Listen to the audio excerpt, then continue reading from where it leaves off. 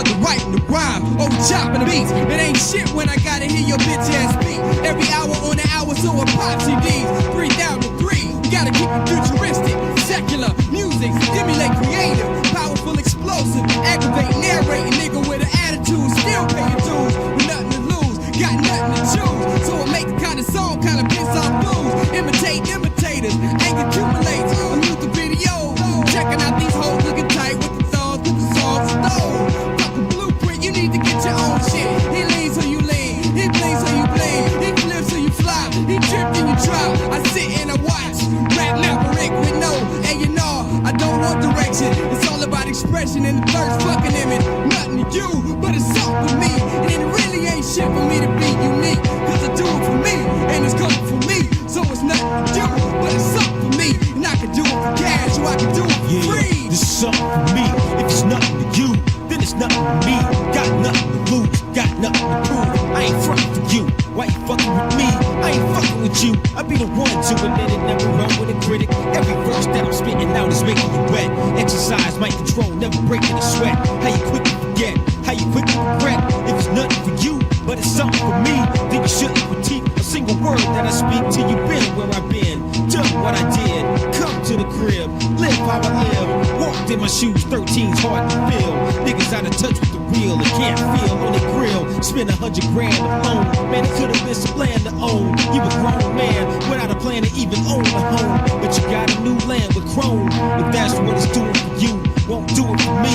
If you the greatest nigga alive, better prove it to me. Just a needle in the haystack as far as I see. About to push the playback for Mr. MIC. Mother lay sad, leaving you face flat. You hate that, stay back. Lyrical impact is paid back. More than James Brown, the same clowns can taste that. Ain't the same cast to slay back in your backpack. Fact that you niggas get laughed at. My half-ass criticism, my lyricism make you pass gas. Nasty clones get dropped more than Down Jones. My opponent's homes get stepped on like pine cones. It's a rhyme mode, never that. See, we sever that. Best that you come with your best so we can better that. Something for me, it ain't nothing to you. Just a broke ass nigga with nothing to do. Choose it, that's a cash. Which side you on? Time is gone, plus you rhyming wrong as hell. I can tell that you found you some rhymes on sale. And it's all bullshit, I can tell by the smell. How you gonna tell me what I'm sounding like? Dissing me, you never touched the mic in your life. And it's getting more trite, cause the blind can see. It ain't nothing to you, but it's something for me. It ain't nothing to you.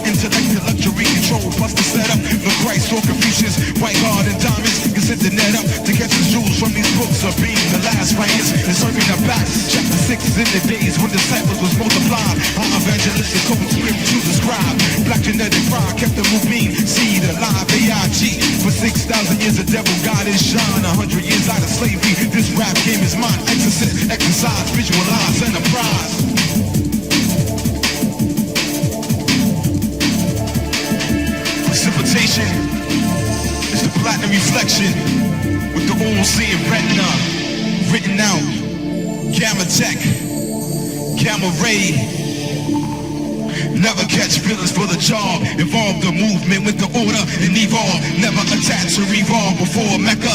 I was studying the enemy sector, seeing the scepter, setting up the Babylon director. Forever my rawness is the ill black calculus. Encrypt God code on my DNA figure. And about this Caligula, New Rome drama side. The first flash of math will defy the supreme. Novocaine locked down on the 21st century. Betrayal of revelation inside your psychology. No Illuminati could kill the Asiatic body. Hot catch with before Mecca turnstile levels was wrong. But for now, allow form and involuntary organized sorors. Set the alarm, I said it before. I'm Satan dynasty killer. Powers of governments can't cover this. Perfect the phrase, pull back. Be back the function, select the race up and avoid the abduction. Know the plus lesson, addressing the force of the cross. Brothers were hanging heads of Jesus from the neck, divorce. I'll get blast with no leisure foundation to rap. Or with the force guard head, and you're still subject. They got the nerve to feel free. How you see, bring the board force with the gradient vector. The ill thrill kill moves about the intellector. Invincible I am, civilize the man. New molecules of dual covert atomic plan. Time is awaiting the presence of war with the one self. I'll be real, a face of triple lines, 3 veils and 3 steels. Before Mecca, there was a base level range of understanding. After Mecca, my new circumference run is oneness. 97 made Hajj, retrieve my sword, slaying the hordes of rhyme boards and revealing the cause. Revealing the cause.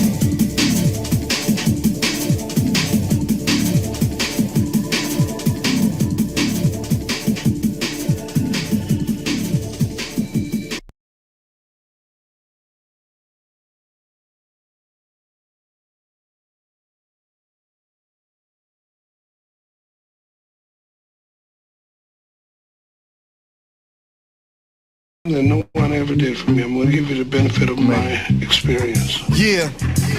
Prospecto, BX, you We heard? get along. Terror Squad. Terminology. If you don't, ST. you have to answer to me. Yeah. Do you understand, mister? Yo, hey yo, y'all niggas ain't fucking with this. Busting my clips, blow your hands off for touching my chips. Y'all know we got them things tight if we up in the mix. Niggas losing their minds, got bitches cutting their wrists. Hey yo, y'all niggas ain't fucking with this. Busting my clips, blow your hands off for touching my chips. Y'all know we got them things tight if we up in the mix. Niggas losing their minds, got bitches cutting their wrists. Bitches in the hood say that I'm a grimy bastard, but they know I drop hits in a timely fashion. Niggas bring it to my squad, then the 9 is blasted. Won't leave the studio till the rhyme is classic. I sleep with the toast, so if you like keeping your post, you better chill before you sleep with the ghost. I'm deeper than most, so if I say my shoes is thorough, then I ain't trying to tell you that my sneakers is dope. Rap keys, you can sneak in the boat. Stack G's, you can keep in the vote. Let me teach you the ropes. Hustle and dope's a joke. All my people and folk stay surrounded by the white like a piece of the yoke. Sleeping you broke. Niggas know that time is money, and on the block stool pigeon niggas screeching the pole, keeping afloat. But they tryna sink my ship. That's why I marry my clip, me and my heater low. We could just hope drama never comes our way, or we could just smoke. Mobilize the guns all day, my guns all spray. So don't have a bunch of people crowd around your hole like it's Groundhog Day. Cause I be happy to bury you, the more guns the merrier. But I'd rather murder the president of America. Mass hysteria, aircraft carriers, area 51 and aerial strikes, burials. Man, that's just a bunch of random shit. Imagine if I really got up on some ransom shit. Could give a fuck if you got a big heater. I'll still put you in a casket like the Crypt Keeper. So tell your man to stop pumping you up before the paramedics come and start pumping you up. Yeah, this is something you can pump when you drunk, on your way to catch a body with a pump in the trunk. Hey yo, y'all niggas ain't fucking with this. Busting my clips, blow your hands off for touching my chips. Y'all know we got them things tight if we up in the mix. Niggas losing their minds, got bitches cutting their wrists. More. Hey yo, y'all niggas ain't fucking with this. Busting my clips, blow your hands off for touching my chips. Y'all know we got them things tight if we up in the mix. Niggas losing their minds, got bitches cutting their wrists. Yeah, what? Prospect, nigga. Welcome to the Machine Lives, where we talk about the lives of the machine on the machine that lives. I got a bunch of interesting insights for you guys. We'll see how it plays out, right? Here, it's kind of an uphill battle.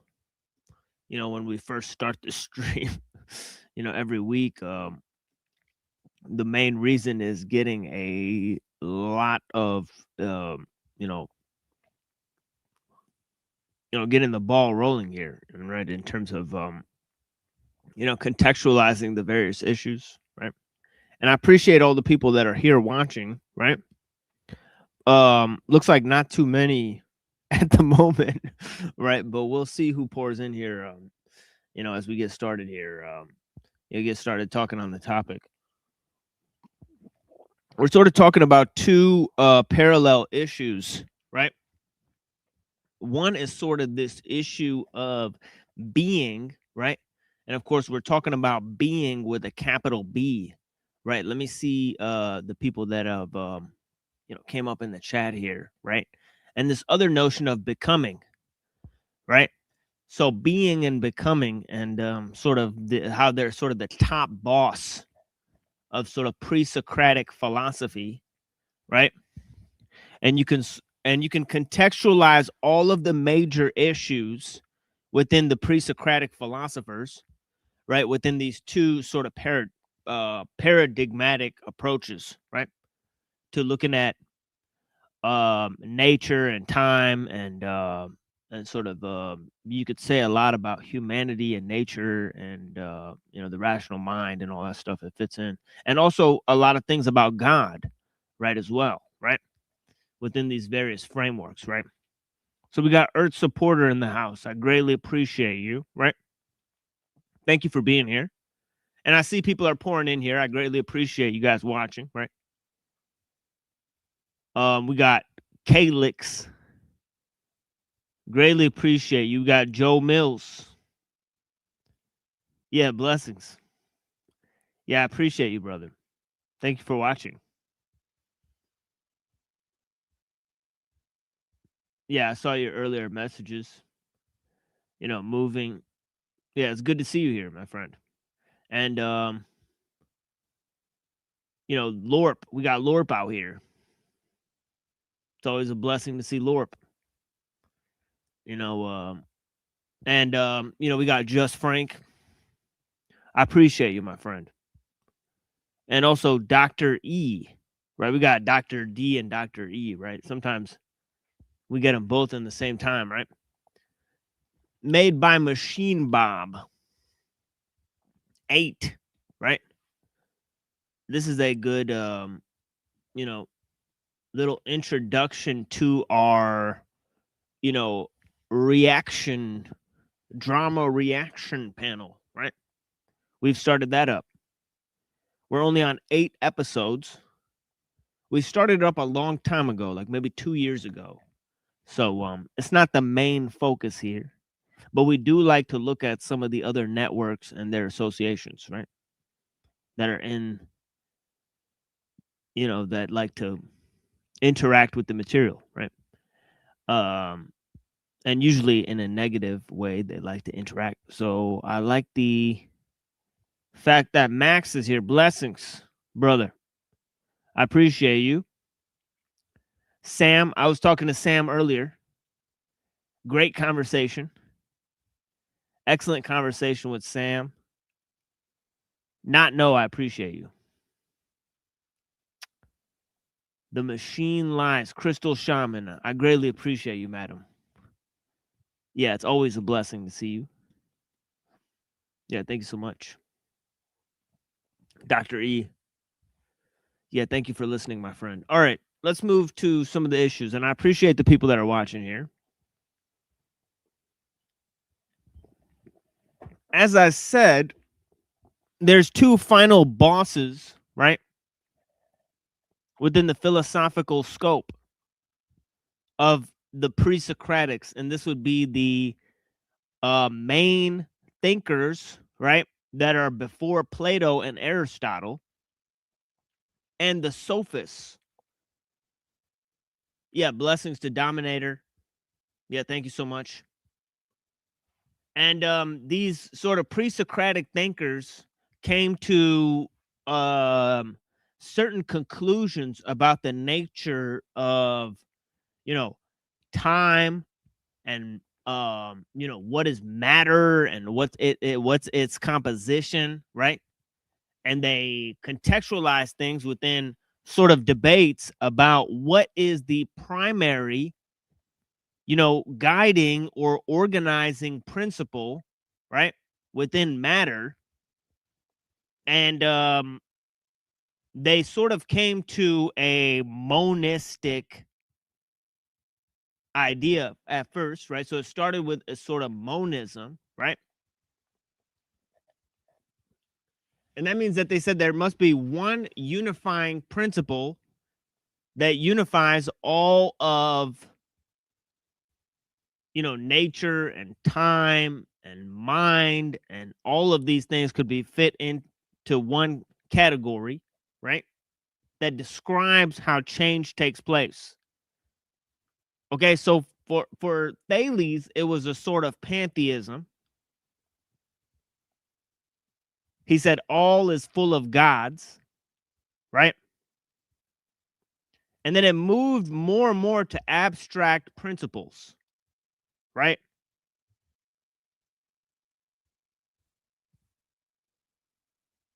Okay, Anaximander said the indefinite steers all things. So it's this sort of chaos, right?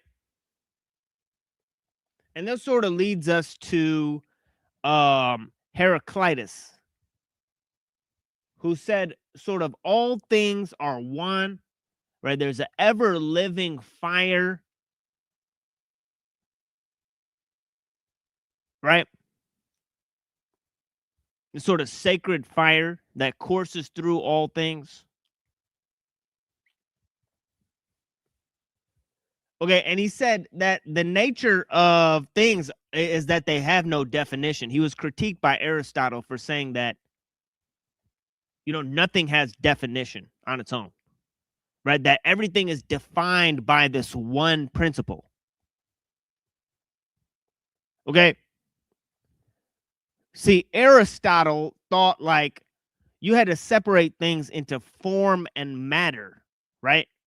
So matter needs to have a sort of mathematical shape and volume and dimension, right?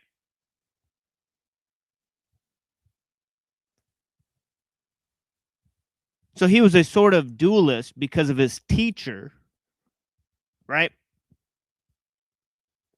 Plato. He rejected the forms, but he still came to the conclusion that things are both composed of a sort of immaterial form and then a matter.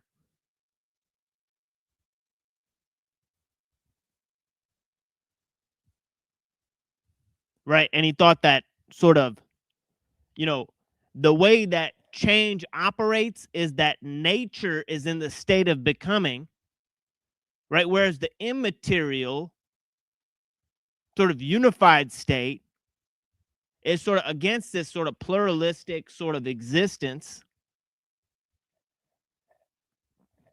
of various, essences.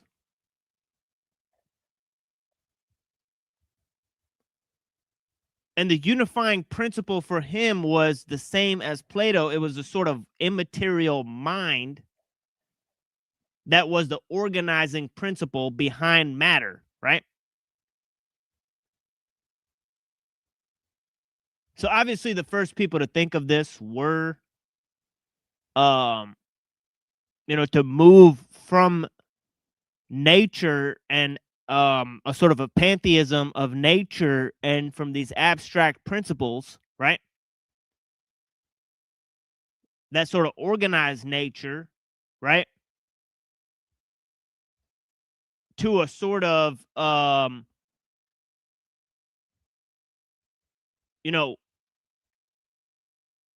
a sort of godlike force,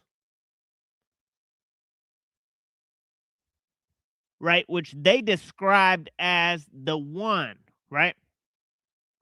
So Heraclitus described it as the logos. And he said logos is basically the thing that shapes and molds nature. It's an ever-living fire that shapes and molds nature, right? So everything in nature is without definition, right? because all things can be exchanged for this logos. And this logos, okay, although it is something that causes sort of chaos and strife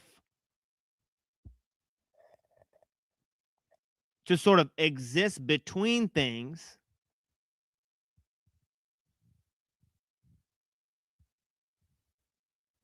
as it sort of reshapes the world and exchanges all things for this ever-living fire. So he said all of nature is forever in a state of becoming, right? And he said the logos is also eternal and forever in a state of becoming. Right, so this is what he truly meant, that nothing has any definition, that chaos is the mother of order, that the most beautiful things is a pile of things poured out at random, right? That something can be both dead and alive at the same time. Right? He meant that the thunderbolt steers all things. Right? It assigns value to each thing, right? It disposes of things at will. So he believed in a sort of fatalism.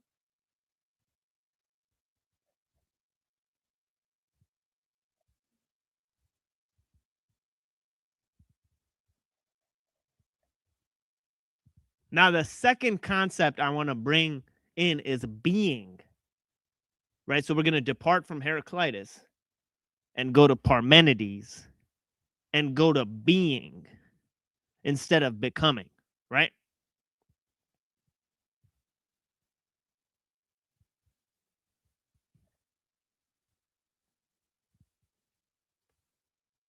In the notion of being,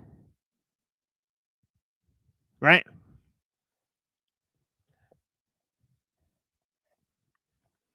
Yeah, like more like baptism by fire, right?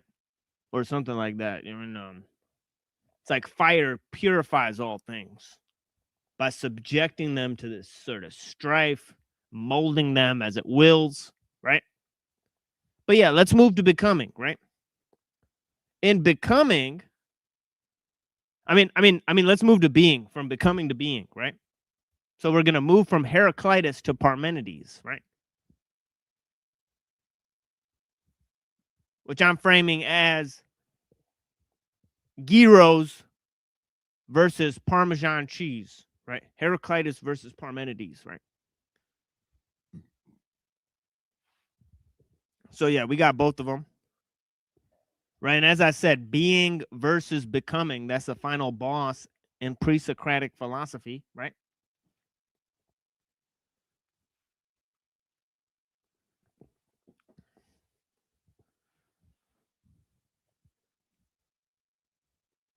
See, Thales said all is full of gods, right? Anaximander said all things are guided by the indefinite, steered by the indefinite.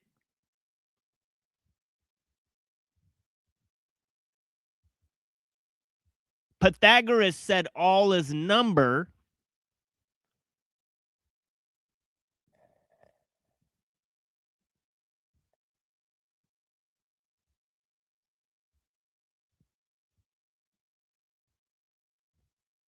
Heraclitus said all of nature is one and it's in a constant state of becoming, constant state of change. But Parmenides said all of nature is one and it's in a constant state of being and there is no change.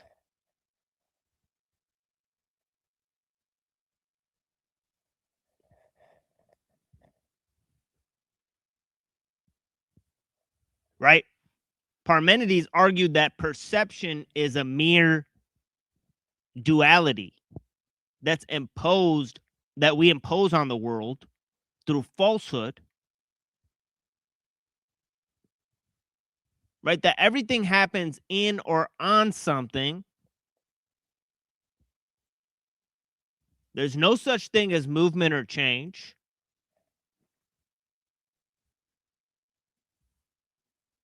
That time and nature are sort of one vessel, right? in which nature or being is greater than time.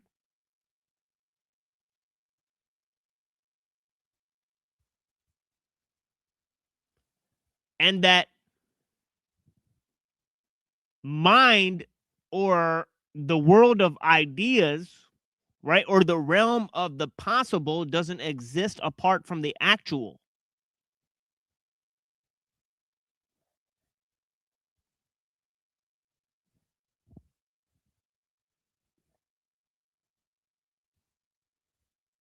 Right? So he thought everything for thinking, the same for being, right? Thinking and being are part of the same existence, the same nature, right?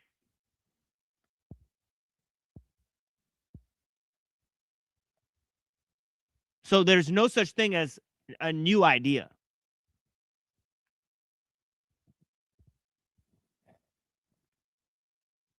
Okay, what it takes to think of anything new exists already in the world. You can't get something from nothing.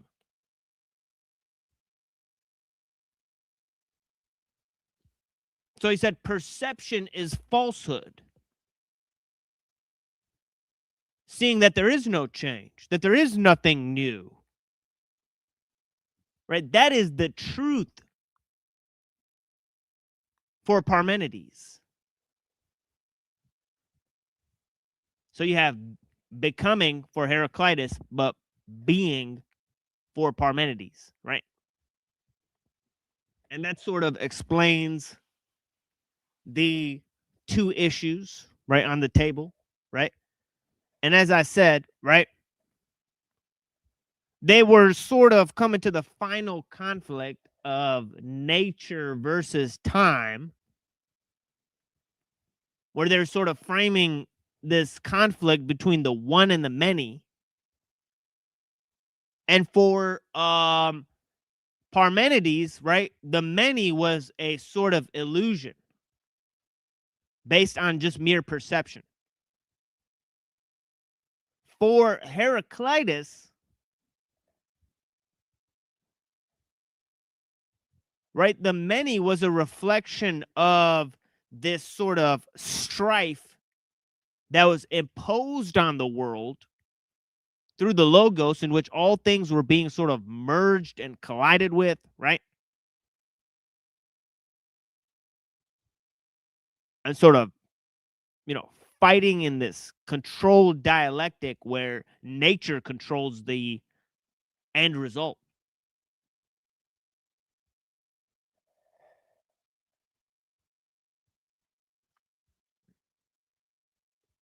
So there was sort of these two opposing sides, right?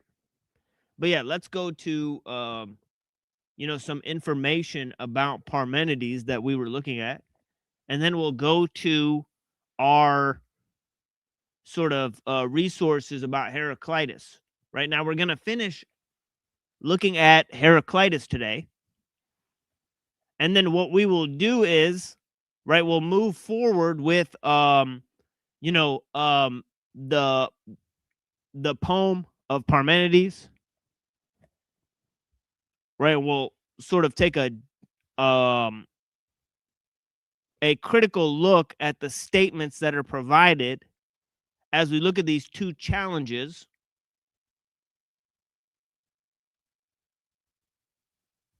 And sort of figure out who won this battle, right? And of course, history provides a sort of clear answer in terms of what was favored among statesmen and sort of scientists, right?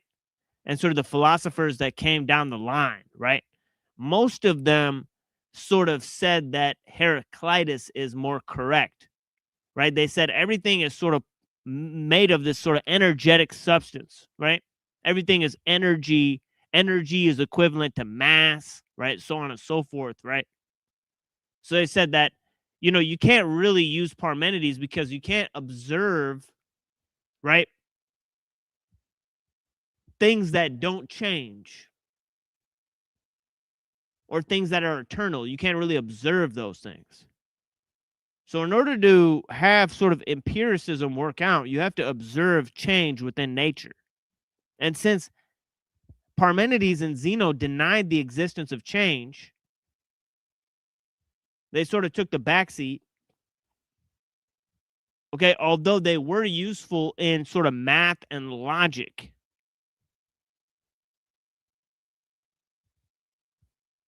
To figure out how we sort of classify things, right? Because as Aristotle said,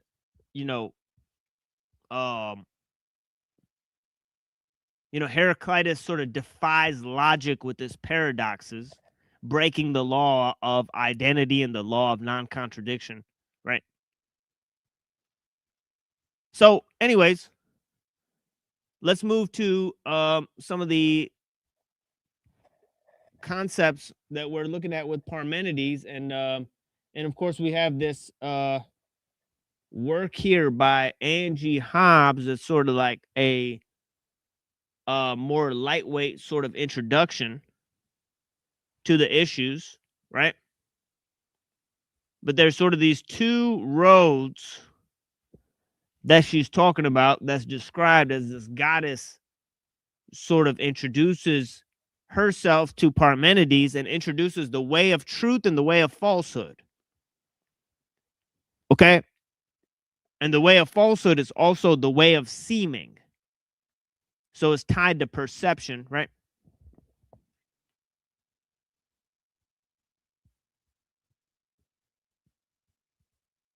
Can't not says. Do you think death could possibly be a boat? Guildenstern. No. Death is not. Death isn't. You take my meaning. Death is the ultimate negative. Not being. So, not being, right? That's a no-no for Parmenides. He sort of said the universe always existed. Now, the universe is sort of eternal, right? Thinking and being are sort of eternal. They've always been in existence. Okay, that sort of nature abhors a vacuum.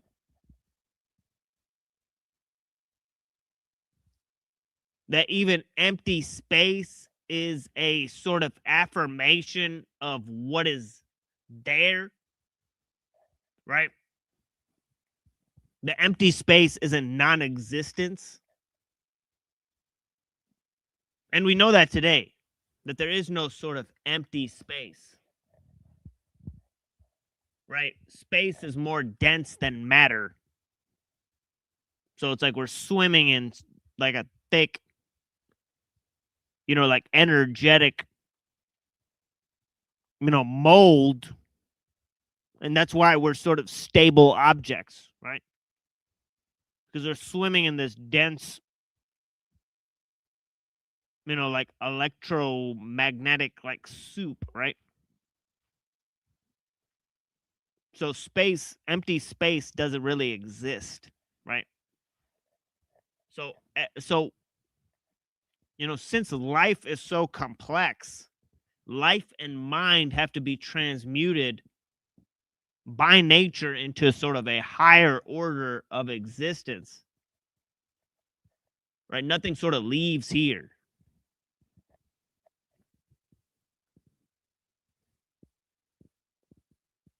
So not only is the stuff that made you always in existence, right, but you will never cease to be.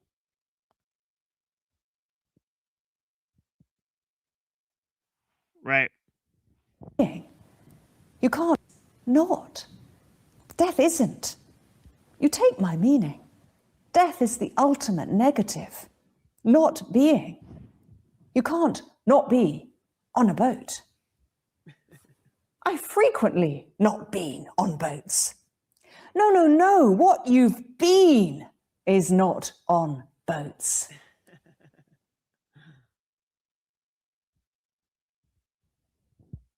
He then continues with a very puzzling sentence. He says, the same thing exists for thinking and for being. So you get that, right? You can't not be on a boat, he says, right? And he says, wait, I've frequently not been on boats. So he says, no, you're on a boat now. Right? What you've been has not been on boats. Right? So you can't not be on the boat, right? You're either in the boat or not on the boat. Right? Existence is, right? In other words, right? You exist, the boat exists, nature exists, the water exists, right? And your thoughts about where you are exist, right? They don't exist in some sort of vacuum or in some sort of primordial mind soup, right? They exist in potentialities that exist because nature defines all things. And all things exist in nature. Right? So it's an interesting way of looking at things for sure. Now, what does this mean? Does it mean that whatever exists, you think, and whatever you think exists? Right. Well, Parmenides did say the same thing for thinking, the same thing for being, right? What is true for thinking is the same for being. And the possible is the same as the actual. There's no such thing as possibilities, right? Possibilities exist only in a world of speculations. And all speculations are based on what exists. Anyways, we're getting carried away here. Let's hear some of what Angie has to say, right? I appreciate you guys. Is Parmenides actually identifying being with the object of thought? Yeah. So her question was, is Parmenides identifying being with the object of thought? Yeah, blessings to Reddington. How you doing, my friend? Yo. Yeah, what's up? Not much. Just done with dinner and stuff. Nice. Do you have gyros or Parmesan cheese? Just kidding. I mean, you can have a turkey gyro, right? Right. I had turkey for dinner. Nice. Yeah, turkey is good. Yeah. If he is, then this is an idea that's had an enormous influence on later Western philosophy and is still hugely influential, particularly amongst European philosophers. So Parmenides now goes on, this is an idea that's had an enormous identifying being with the object of thought. If he is, then this is an idea that's had an enormous influence on later Western philosophy and is still hugely influential, particularly amongst. Right, because you need this sort of idea for the law of identity, right, which Heraclitus sort of breaks, but Heraclitus provides another function, which is he provides the idea that you can observe change within nature, right, which Parmenides doesn't offer that, right, to the science tarts, right? So they need something from both, right? They need both to identify the stable existence of things so they can say what they're actually measuring, right? They have to define sort of arbitrary units, right? By saying that the object of thought is something that exists, right? And it has clear parameters and so on and so forth, right? But they also have to observe change within nature, right? So it's like they merged being with becoming, and the main guys that did this is Plato and Aristotle. But before Plato and Aristotle, this was the main battle, right? And the sophists and the pluralists solved it different ways, right? The sophists came to the conclusion that nothing exists other than the meaning that we ascribe to it, right? So they were sort of sort of nihilists when it came to meaning, right? But then you have the pluralists, right, that say that, there's all of these various states in which things can exist.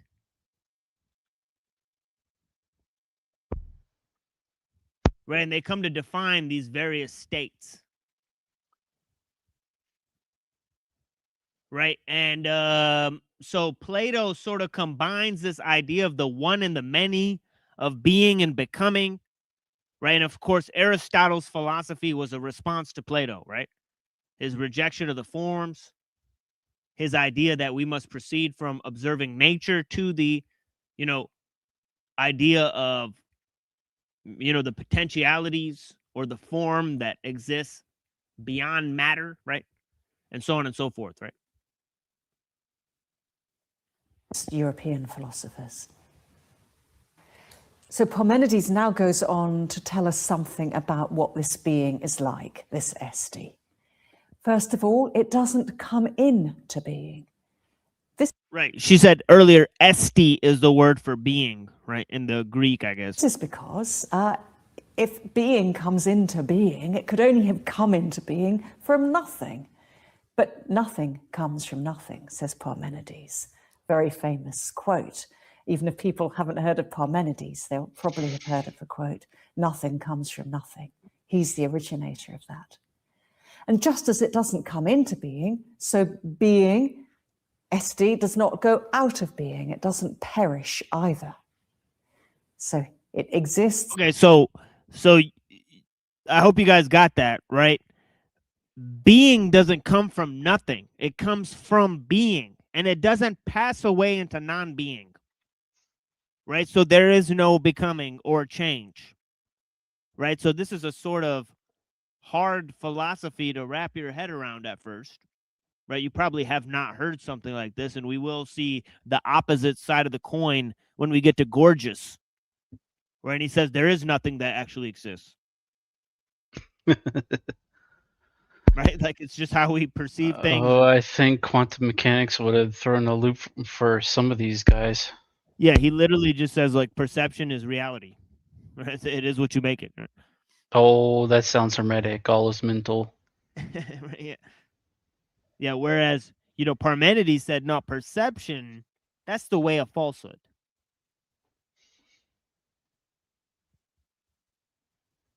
Right? So it's interesting to see how Heraclitus agrees with Parmenides too, right?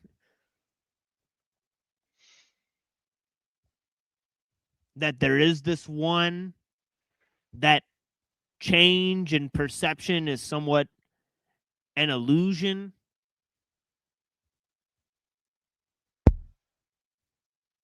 Right? But for Parmenides, this is because ideas are not separate from existence, right? And for Heraclitus, right, this is for a sort of different reason.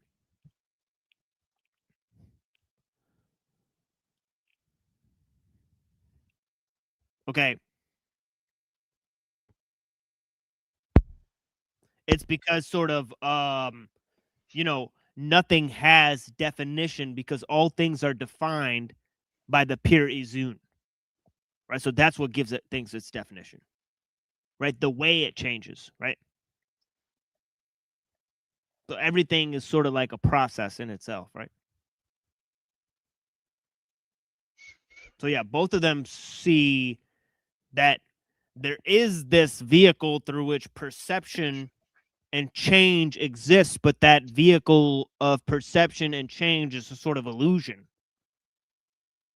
So you can't use them to sort of observe nature because, as I said many times now, Heraclitus breaks the law of identity and the law of non-contradiction, and, Parmenides doesn't allow you to observe change within nature, right? So these are the two main points here. But yeah, let's proceed. It's in this continuous present, it's unchanging, and it's homogeneous. It's all the same everywhere. It's not a bit more here and a bit less there. It's entirely homogeneous. There is just being. Now, it follows from all this that there can be no time, no space, and hence no motion. All of those are simply part of the world of seeming, the way of seeming that we're going to look at next. That seems to be like It what also comes from Swedenborg this, was that talking all the about. different objects that we think we see in the world around us. Yeah. Especially in Heaven and Hell, his book Heaven and Hell. It's like there's no space. It just it's like a feeling instead of it's how.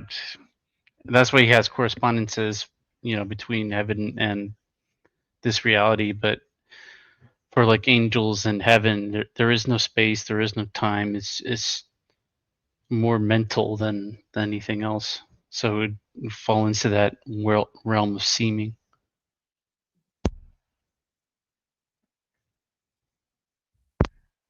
Yeah, it's interesting.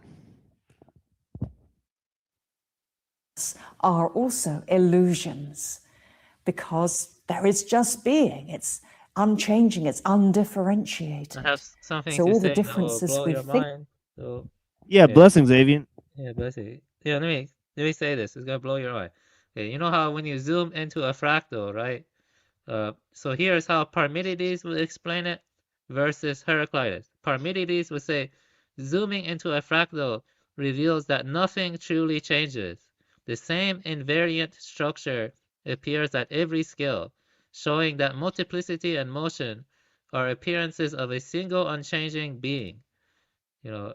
Heraclitus would say, zooming into a fractal shows endless becoming. Each scale unfolds new relations and tensions where identity persists only through continuous transformation.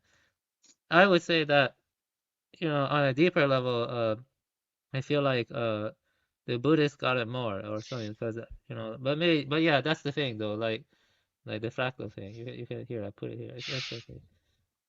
That's what I'm saying. Like, it's like the divide between the interpretations of quantum mechanics.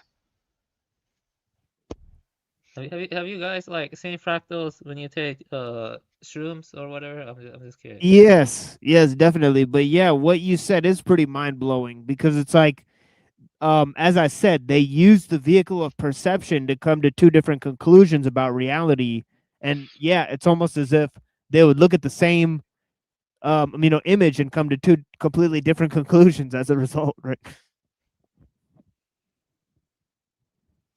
Yeah, exactly. Yeah. I mean, if you look at a lot of world architecture, you see the architecture of traditional cultures. You see a lot of fractal imagery also, especially in mosque too. There's lots of fractal imagery, and also in the cathedrals too, like fractal recursive stuff. Yeah.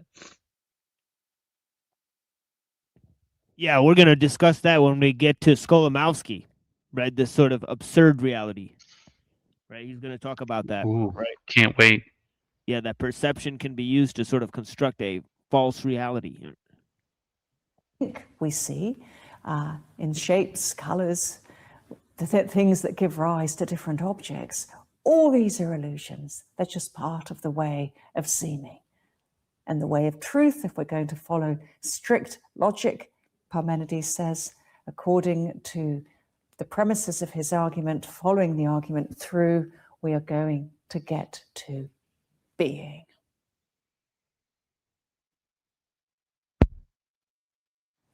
So now let's look at some of the possible problems that arise from this way of truth. Some commentators say, well, okay, you can't think nothing, but you can think about nothing.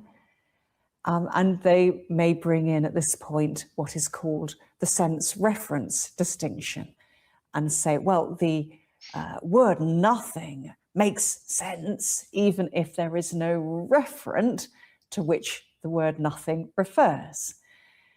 But I personally think that's a red herring. I think Parmenides is perfectly happy to say, of course you can think about nothing. I think he's also happy to say that we can think about things that have no corporeal existence, such as mythological centaurs. What he's saying is, I never mind all that. My point is you can't think nothing. So if you are thinking, and we are assuming a thinking subject here, if you are thinking, you've got to be thinking something. And the only thing you can be thinking is being.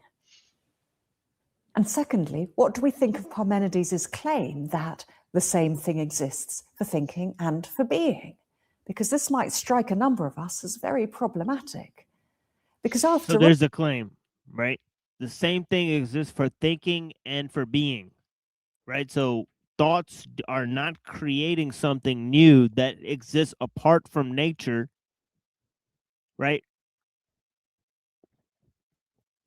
Nor is nature separate from immaterial realities, right? To say that, to say that, mind is some overarching frame that really defines nature, right? Or to say, conversely, that material existence defines mind. He would say both things are equally false. Because the same thing for thinking, the same thing for being.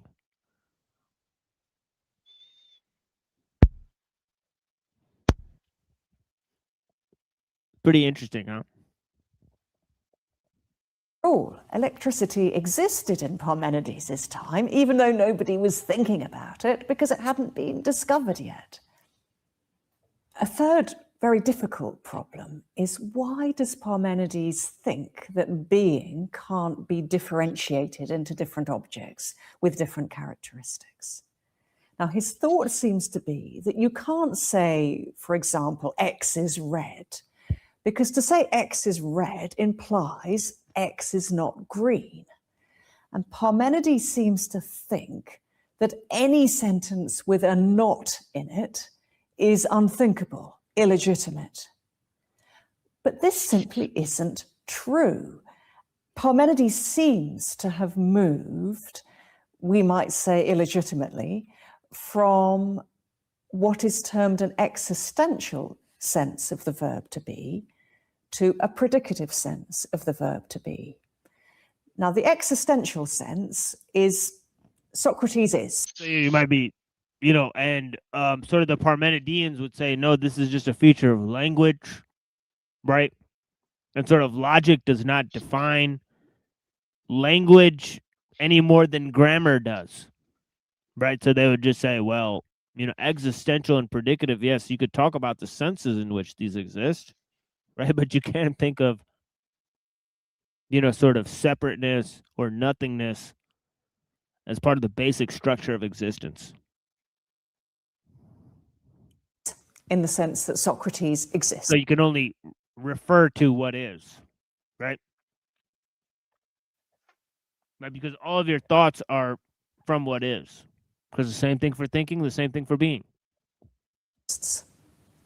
The predicative sense of the verb to be attaches a predicate to that is, and says Socrates is short, for example, or Socrates is snub-nosed. So those are two different senses of the verb to be. There are more, but we'll stick to two for now. Now, Parmenides began his argument by saying, being or not being, you think either being or not being, but you can't think not being, therefore you think being. And for that argument to work, he arguably must be using the verb to be in an existential sense. You can't just close your eyes and think not being, an existential not being. But you can close your eyes and think Socrates is not green or Socrates is not tall. It's perfectly possible to think not being in a predicative sense. So some scholars have argued that Parmenides has slid from using the verb to be in an existential sense in the first part of his argument and arguing correctly that you can't think nothing, to then believing that he can say all these things about what being is like. And he can argue that it is undifferentiated and unchanging and so on. But that he actually can't make that second move, because that second move depends on him thinking that you can't think not being in a predicative sense, But in fact, you can. Parmenides, I would. So she's saying, like, you can't think of nothing, meaning that you can't think of, a lack of existence. You can't cancel existence in order to posit, this concept of non-being, right? But what she's saying is you can talk of a lack of something, right? Whereas, Parmenides is saying that everything, ideas, everything that will be, everything that can be, is here now. So, so he's making a radical claim about the nature of existence. I just want to make that clear here. Right? So let's go ahead and go to some music, and we'll be back in about 5 or 6 minutes. I need to go make some coffee here. Right? And yeah, so this is what we're doing here. Enjoy the music, and yeah. And then we'll be back with some Heraclitus. And that'll be the brunt of the episode. So far we've looked at Parmenides, right? I gave a introduction of Heraclitus versus Parmenides, and now we're going to look at Heraclitus, right? So thank you guys for joining us, right? This is a whole just a today thing that we're doing, being versus becoming, right? It's sort of but yeah, do any of you guys have a commentary before we go forward? Yeah, for sure. When you come back, I want to talk about how Nagarjuna would probably respond to Parmenides and Heraclitus. Yeah, just a little bit. I want to talk about that. Awesome. Yeah, that sounds awesome. Yeah, so we'll do a little thing, on another profiling of being versus becoming, and then we'll look at Heraclitus. So this is perfect. I kind of feel like becoming would need being as a substrate. Yeah, Nagarjuna would probably say that that they are that they both are neither have intrinsic self essence. So that means they are dependently arisen or something. They require dependent origination. So when you say that indicates dependence. So yeah, Nagarjuna would probably agree with that to some extent.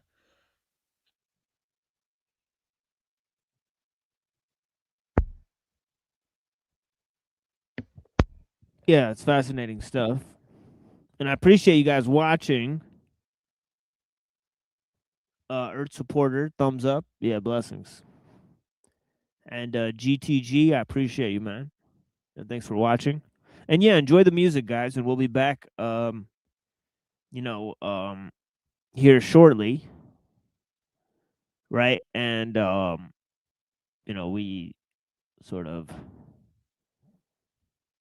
have seen that these videos are functional. So yeah, so please enjoy this. Thank you guys. Some symmetries are broken and others remain.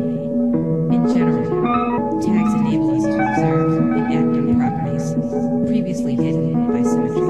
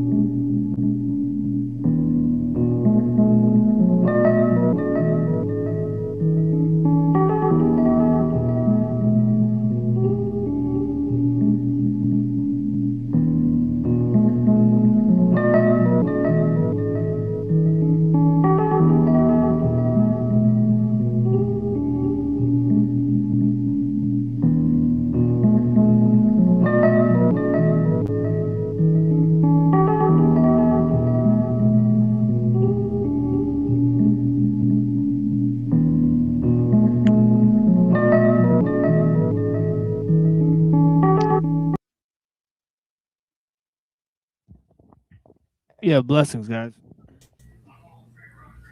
Welcome.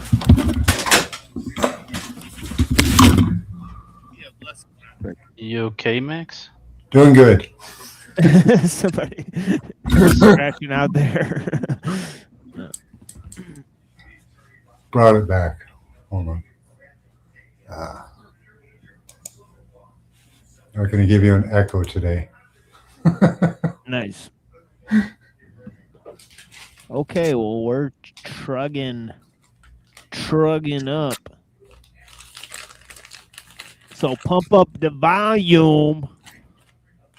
I'm enjoying the juxtaposition of the two positions. It's fun.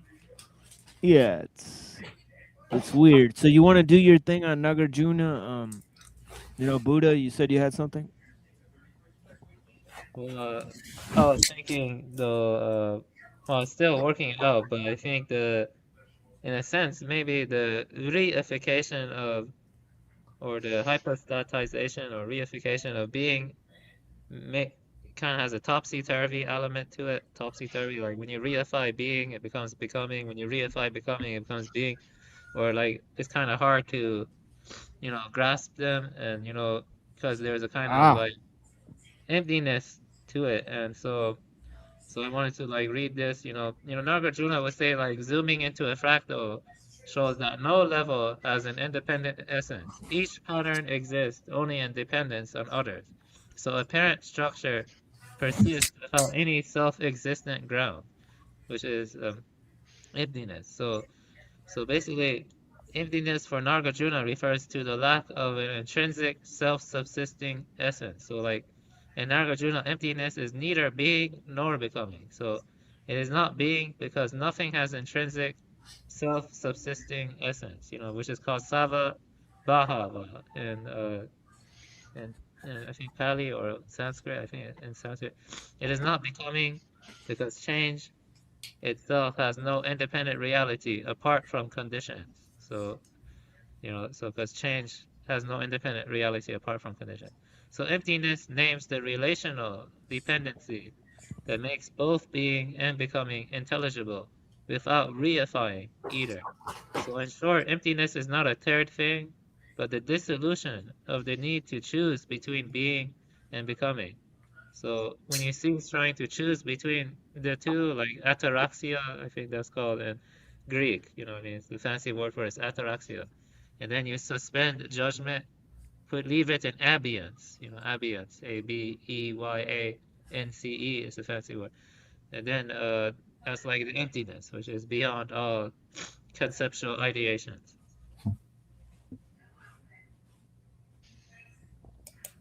Yeah, one thing that is definitely similar is this idea of Buddha's sort of awakening to the nature of sort of impermanence and sort of suffering and all this type of stuff, right? He sort of was in a sheltered environment, right, his whole life. Okay, and he sort of wandered outside his sort of courtyard. He was a prince. And he sort of saw like an old man like that's like sick, and then he saw like a person who's just regularly just sick, and like a dog that's like dying. Is that right, Buddha? It's like he saw like these different sights, and he concluded that the nature of existence was based on these ideas of impermanence, right? Yeah, well, let me just say this though, is that Theravadins do not accept emptiness, which is called Shunyata. Well, right, yeah. In Madhyamaka, which also interesting.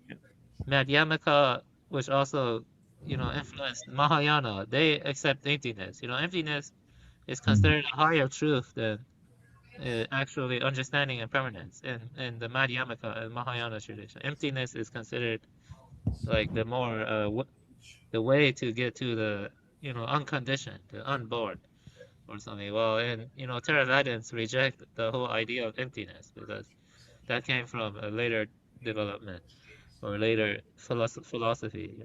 It's like how like schisms or like differences in the interpretations of the text or the way they practice it, stuff like that. But Nagarjuna's MMK, I cannot actually pronounce it. That's kind of what gets into emptiness. It's kind of hard to read and understand. It's difficult to translate. I have a friend who I know. He lives in England.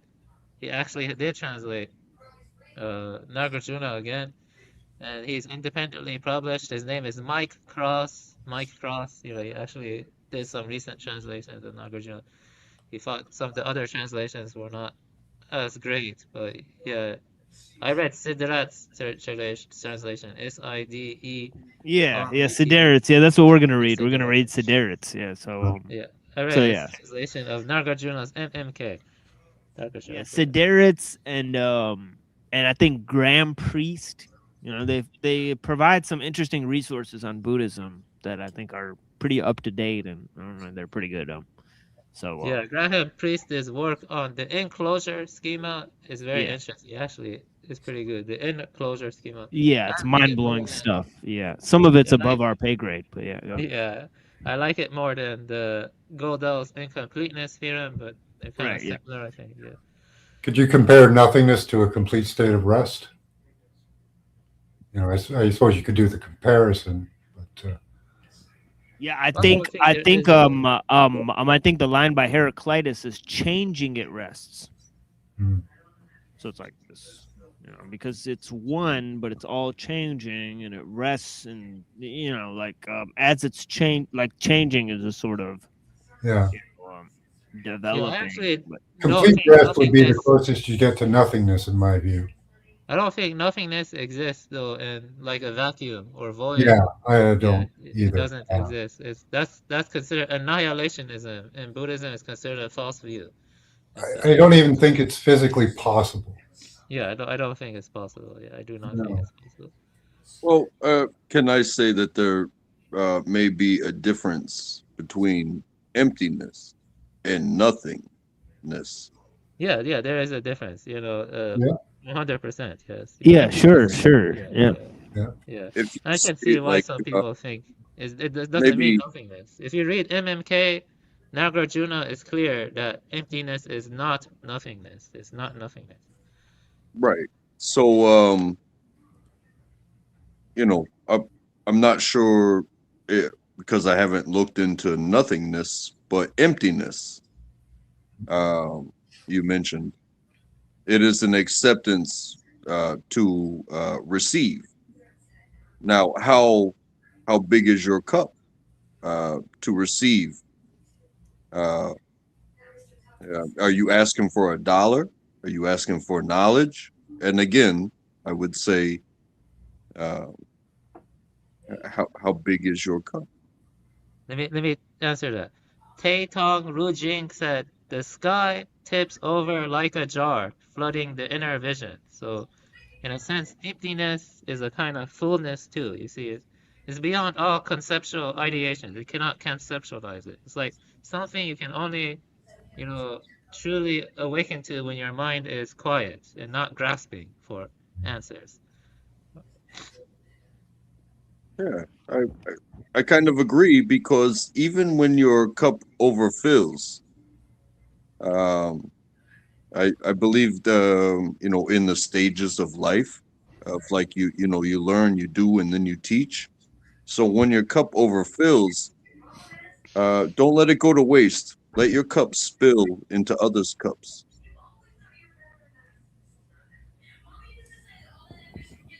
Yeah. The Tao has entered the chat. Yeah, and this is way more. And emptiness becomes fulfilled, right? Yeah, and this is all way more hopeful than, hopeful in terms of its goals than Heraclitus, right? Because he is a bit of a misanthrope, and as we'll see, he's sort of, he wants to take humanity down a peg, right, in its sort of self-importance, right? And so he's painting a interesting picture here. So we're moving on to Heraclitus, this notion of becoming, and I'll sort of pause at each of these and let people sort of go around and give their thoughts on what we're reading. And I'll drop the link again. People want to join in this sort of exercise, right? We're looking at the some of the aphorisms of Heraclitus here, right? that are sort of a bit misanthropic. He says the best choose one thing above all, the everlasting fame of mortals. The many gorge themselves like cattle.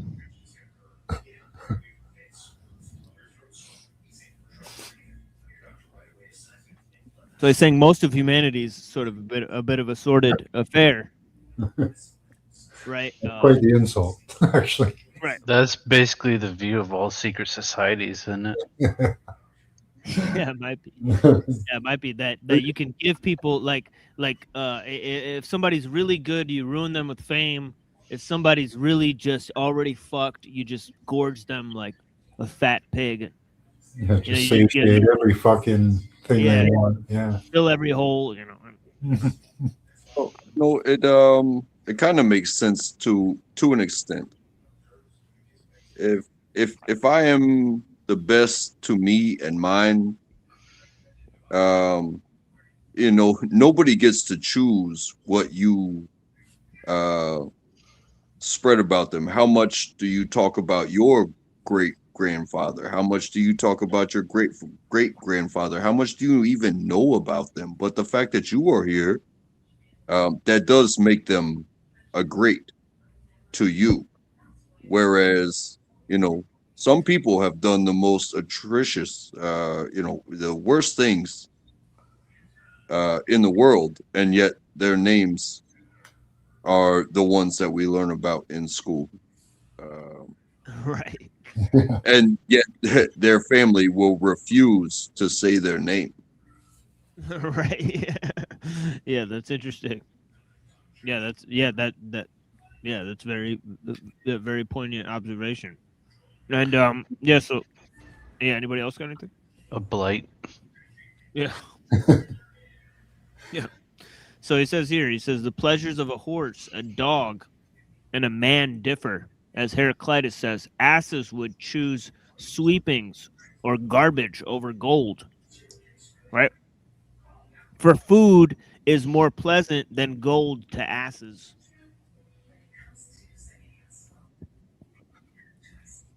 Well, then live off your freaking gold. Right? Right.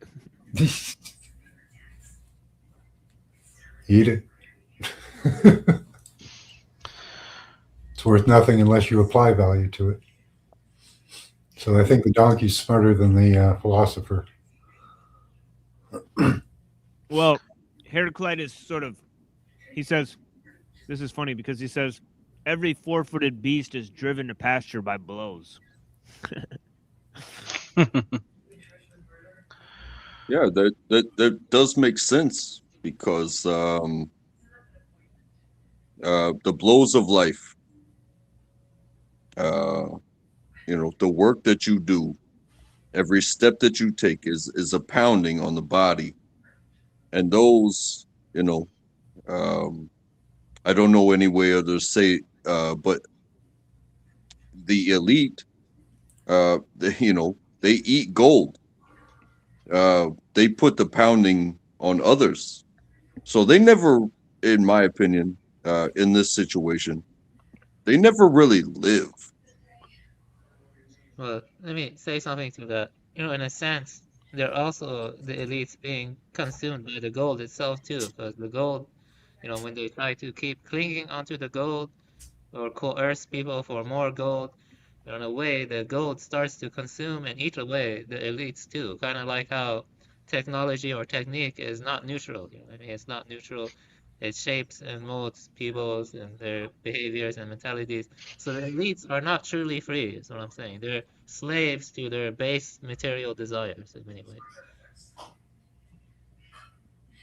Absolutely. And again, you know, I had a conversation, and you know, this may not be so as transcendental as I'd like to be, but I say, hey, you know, you have to earn a living. So pick a job that at least you can find a way to enjoy it. Because, you know, from my perspective, you know, and I'm a working dude, I have a job and I got to take care of mine. I am in a job. It's like, oh, well, you could do this, you could do that, you could do the other, you could earn more, you could make more. Like, no, maybe I am the best me at right now in my life that I can be because the math adds up with the fact that I don't hate myself when I go to work, and I don't question myself, and I get to teach others, and that makes me like, you know, not I don't come home with a chip on my shoulder about the job that I do. Right. Right. And, Like I and said earlier. nobody's coming out of the woodwork. There are no masses in the street saying, "Hey, Track hates himself. He should hate himself. Right. Fuck this dude." Yeah, nobody's doing that. Yeah, blessings.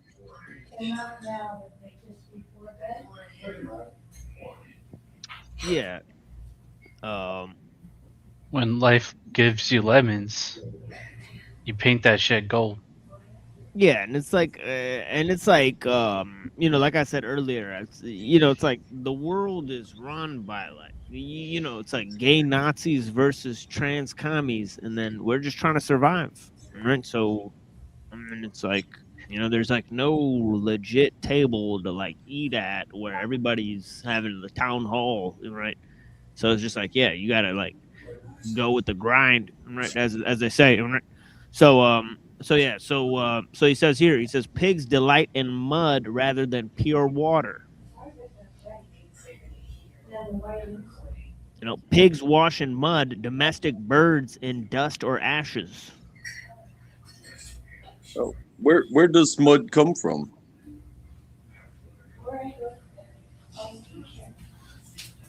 Wet dirt. Right.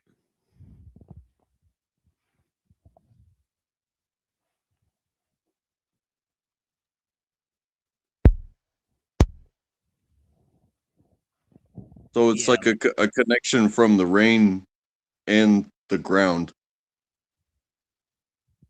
Yeah, the black sands, right? That's where the Nile had like growth.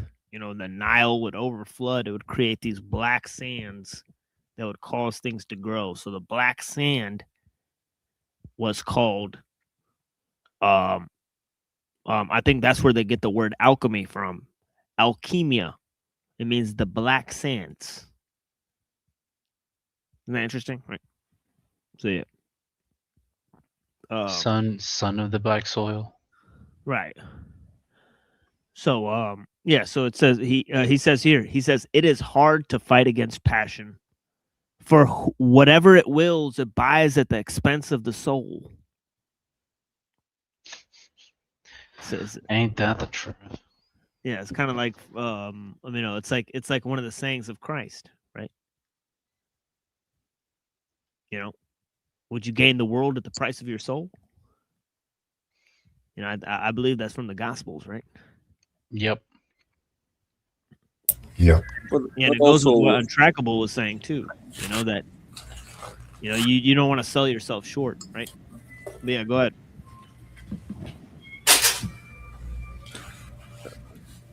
To gain the world, I personally believe in like setting goals, and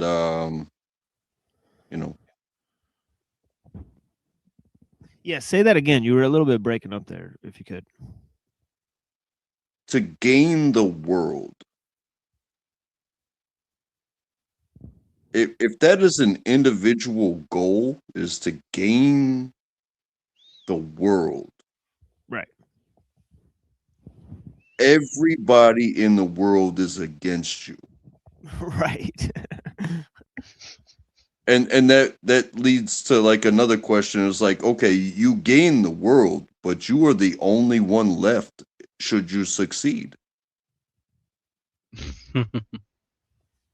Right. You got to eliminate the competition. Right. What would you do with that? What would you do? This idea that the last man standing, the last person standing, however you want to put it, you have the entire world. but you are all alone because everything was a competition and you had to win and you won. And now you are all alone and you have the entire world. There will be no procreation. There will be no furtherment. You have all the resources, but do you know how to do certain jobs? Do you know how to keep the energy running even for the rest of what would be your natural life? Or will you starve to death? Or will you indulge and become premature in the sending of your own life? You're There's that all famous alone. like yeah, I don't know if you guys saw like the Twilight Zone episode, right? Where like the guy like he's like in the bunker and all of his neighbors are like knocking on the door and he won't let them in. And then right after like everyone dies, he walks outside and he's like got all the stores, he's got all the like the books in the library, and he's like, I can finally sit down and read all these books. Right. And then his glasses fall down and he steps on them. Yeah, I seen that one. That's great. Yeah. And like he needs people to fix his glasses. Right. So it's like he's fucked. He's fucked himself because he's eliminated all the people, right? Yeah. Even if you enslave everyone and make them, your bitches and all that, and you're the fucking king of the world, then you got to be constantly looking over your shoulder, right? So is that living? Also, let me say that true living is when you don't have as many attachments. You're not as constantly trying to, cling. You accept things as they come and go. I mean, the one who is most lightly burdened reaches the destination first. I think that's a saying I heard somewhere. I forgot where. But yeah, so you see these elites, they have way more attachments than, like a regular farmer or something. So, that's the problem with the indulgent lifestyle, the debauchery, the hedonism. It makes you more and more attached and more and more, more and more delusional. Well, that seems to be something about life itself. Is that whether you be corn or whether you be human, you have been sent here. Something, harvested you, whether it be your parents or the farmer, right? And one day you will be sent into the world, and whoever it was, they cannot protect you anymore. You hope the best when you raise your child, that they will learn and protect themselves and move on and be great, human beings, just as this panel of great human beings is today. And you hope, just as a farmer, that what you made doesn't wind up in the trash can as waste. Yeah, absolutely. Also, there's one more related thing. I'm pretty sure everyone has heard this saying: give a man a fish and you feed him for a day, teach a man to fish and you feed him for a lifetime. And the thing is, in the past, the farmers or the people who lived on the land, they were more self-sufficient, more self-reliant, and they could fish themselves. You wouldn't see a royal or an elite, fish for themselves. You see what I mean? And that's the way they enslave us more, because they're trying to break our self-reliant ways of life to make us more dependent on the systems they finance and they push to grow and stuff. Yeah. Well, it's something that it makes sense is that it always boils down to, like you said, fishing or farming. What are you farming? Because some of those people they are farming us. As you know, if any of y'all are normal people, they are farming us to Right. produce. Yeah, we're domesticated, right? Exactly, right. We're the ones being domesticated, right? Even on a genetic level, right? We're being branded, and different corporations are sort of branding us, as they put us through the system, and and the people that are climb to the highest heights of how the system functions, they're the most branded in a way. They have the most obligations to fulfill, right? So it's like Yeah, high up. and so pardon me if I don't tell my child to like hey, you got to get a good education, and you got to go through this paramilitary stuff because one day you're going to be the one to overthrow the government. Pardon me for not doing that.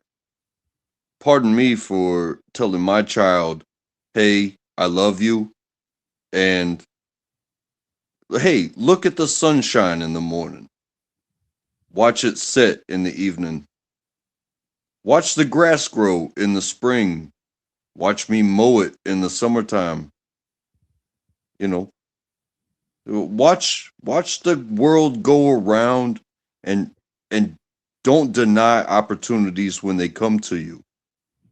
But pick and choose your opportunities as they pertain to you. Because you can't just raise your fist in the air and take over the world. Sorry. Yeah, this is interesting, Buddha.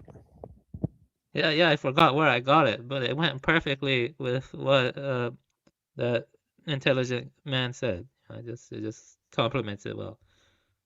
Yeah, definitely. Yeah, that is definitely sleazy. And it goes along with this next saying by Heraclitus. He says, "It is not better for men to get whatever they wish."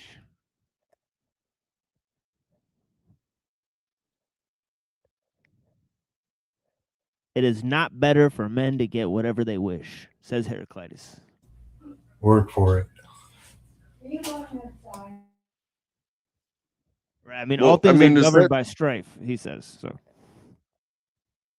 is that not the same in every story where a genie comes along and you get 3 wishes, and they're all selfish wishes? You know, give me beauty, give me power. Um, I mean, I'm just going off the top of my head with this, but they're all superficial, selfish wishes. Something I learned, from the movie Aladdin, and this doesn't make it like written in stone, or maybe it is a lesson. What would happen if you freed the genie? Would the genie not then take over the world, and then who exactly would you be to the genie?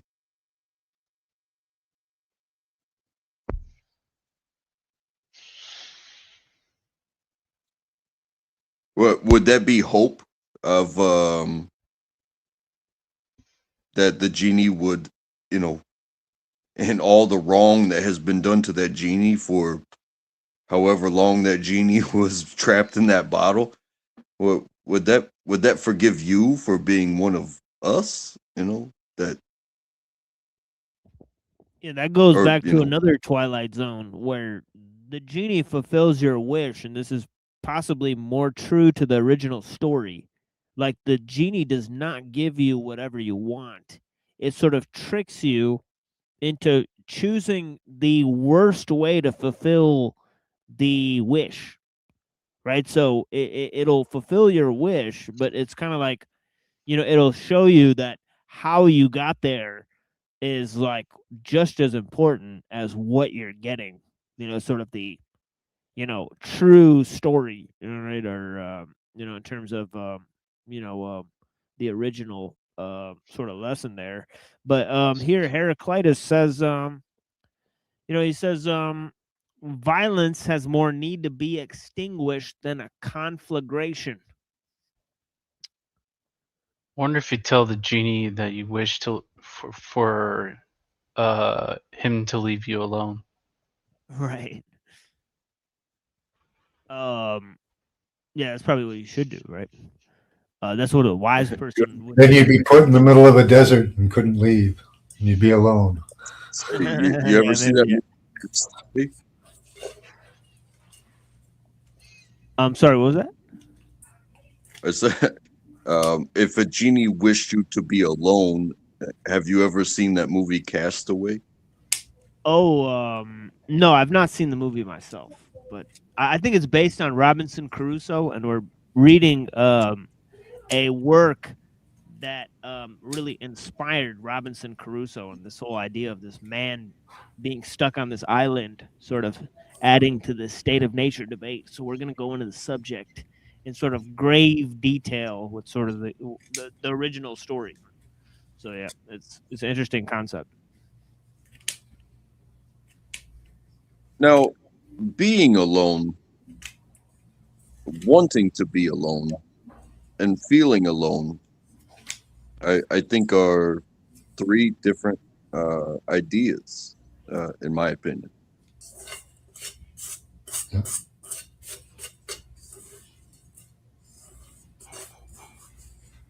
Right. Yeah, definitely.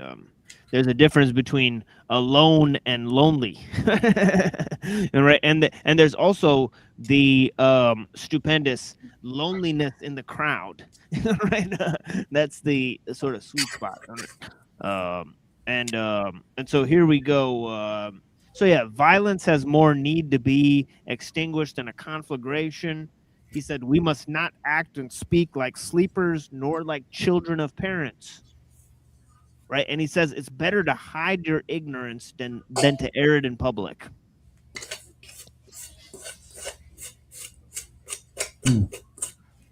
I've heard a similar statement, and the similar statement that I've heard is that what is it? You can seem to others as an idiot, or you can open your mouth and prove them right.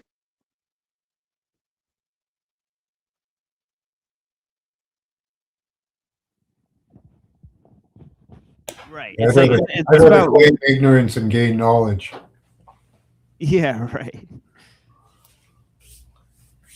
Yeah, it's kind of like you want to remain dignified, right? You know, whether you know or you don't know, you don't want to act like you know what you don't know, right? And and so on and so forth. And so he's very much against pretenses, and he's outlined the pretenses by outlining sort of the paradoxes in what various people value and what various people despise, and how things that function in nature that we sort of raise up, they value different things in us. So we're part of a different scales of value, and so saying values are sort of intersubjective, right? As he says, all things are exchanged for the logos, right? As gold for all things, right? Something I went through today, teaching people this job, and I give them the information, teach them how to use the equipment, and yada yada yada. And I heard a bunch of, oh, my bad, this, that, and the other, with their failures along the way during the learning cycle. And what I told them was, don't be hard on yourself about the mistakes you made along the way. And don't be hard on yourself about thinking that you're wasting my time because I am your teacher. If you're going to be hard on yourself about something, be hard on yourself about these meticulous things that only you can control. Because I have given you the information. You have to feel the the pieces along the way. These are your choices. I cannot do it for you. So don't be hard on yourself about the waste, about the failures. That is where you should strive to be better. But only you can do that. I cannot do that for you. Nobody can do that for you. If you want to have this job, if you want to perform according to standard, only you can use your body to do that. And I hope I didn't hurt their feelings.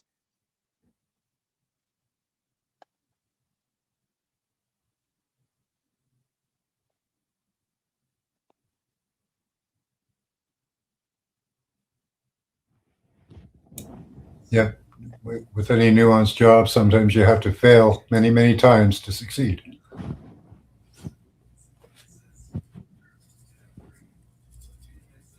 I experienced that a lot on my job.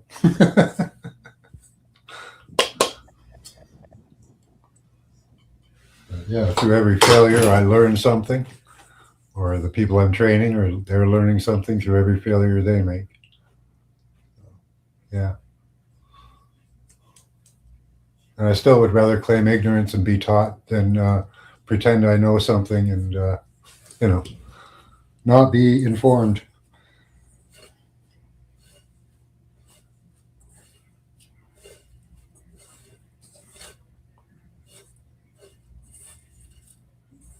Yeah, to even as far as jobs are concerned, it's like this person, got hired at a higher level, I guess you could say, in the hierarchy than me. But he doesn't know my job, but he could possibly be in charge of me. So that is why I had to deal with this person. And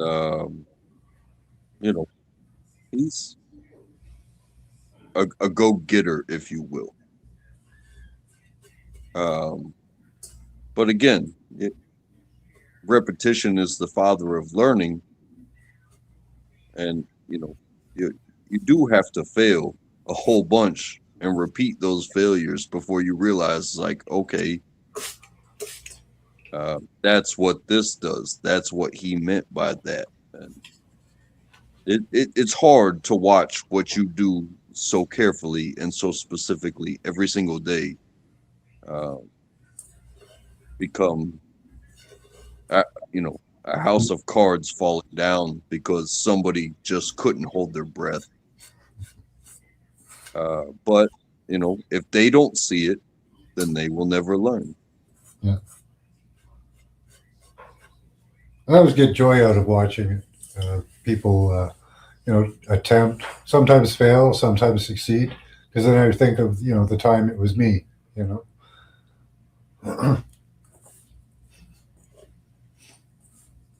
I like laughing at my failures sometimes.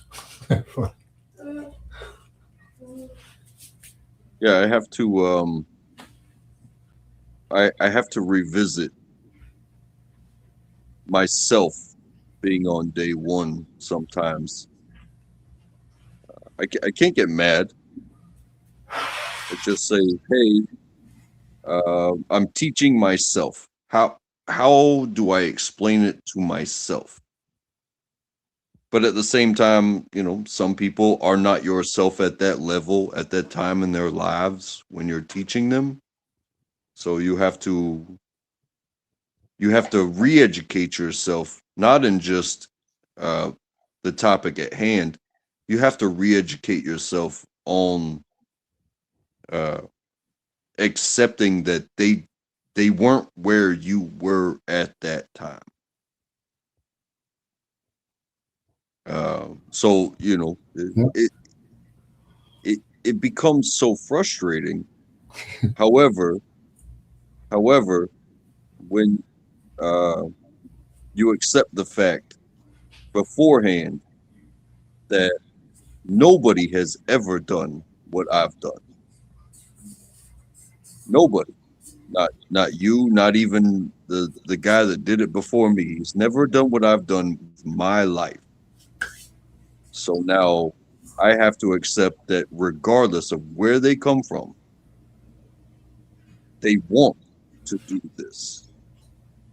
And I have to you know, broaden it to the extent of I have to speak to everybody. I'm not just speaking to myself back then. I'm not just speaking to you now. I have to try to speak to everybody that would ever hear this and try to get them to get it. And I have to do my best. But, you know, it may not be good enough. It's not good enough now. But I get to teach them again tomorrow, which means I get a chance for adjustment because I will be different tomorrow, because I will accept the fact that I failed today in teaching them, and I will do my best to succeed tomorrow in teaching them. Hopefully they recognize their failures for that day and they do their best, you know.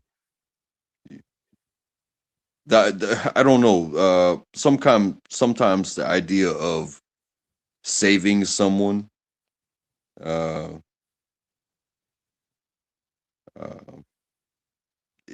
it becomes less important than understanding that some just may not make it. That's a hard pill to swallow in and of itself. Thank you. Yeah, that is this interesting, like, sort of thing to accept, you know. And it's usually the people that aren't gonna make it are the people that can't realize, you know, their ignorance, you know, and so on and so forth. You know, they have no teachability, they have no grace when teaching others, and so on and so forth. You know, so that does crop up a lot. And yeah, so I mean, you know, does anybody else have you know, any thoughts? You know, we may conclude this segment. We do a sort of a short, you know, stream today. We will be back tomorrow for a much sort of much longer stream, sort of 3 times longer usually, right, than the one we do today. And you know, so the Wednesday night 7:30 p.m. stream is one of our huge streams that we do. The other one is on Saturday. Now the Made by Machine Bob show, we're not going to bring that back until like maybe like 2 more weeks, right? So hang on to your hats for that Made by Made by Machine Bob, right? Which we've taken from Made by Jim Bob, the name, right? So, you know, but this one is made for us by us. You ever heard of the meme 2 more weeks? 2 more weeks. Or you No. never heard of that? Never heard of that? No, is that like a common meme? 2 more weeks. Is that like from have you heard SpongeBob? that? No, or no, you don't know that joke? 2 more weeks. No. No one here knows that. No. I was making fun of what Fauci was saying, you know, about 2 more weeks and stuff like that. Oh, okay, I see. Yeah. Yeah. It became a kind of a joke on online circles for some time. 2 more weeks, so I just Yeah, funny. I would just like to say that I think you you know, we've talked a bunch. Yeah, of course.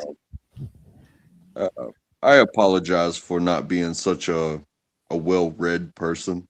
Oh, it's fine. It's fine. You know, we get all sorts of callers here, so you don't have to really be well-read to call here. You know, we have lots of people that are learned and sort of technical skills And of course, we have Cecil Drake as well. You know, he's sort of a wild card, right? So he'll call in sometimes. So you know, we get all sorts of people here. You know, I do and- my yeah. I do I my am best. not a well-read person, so Yeah.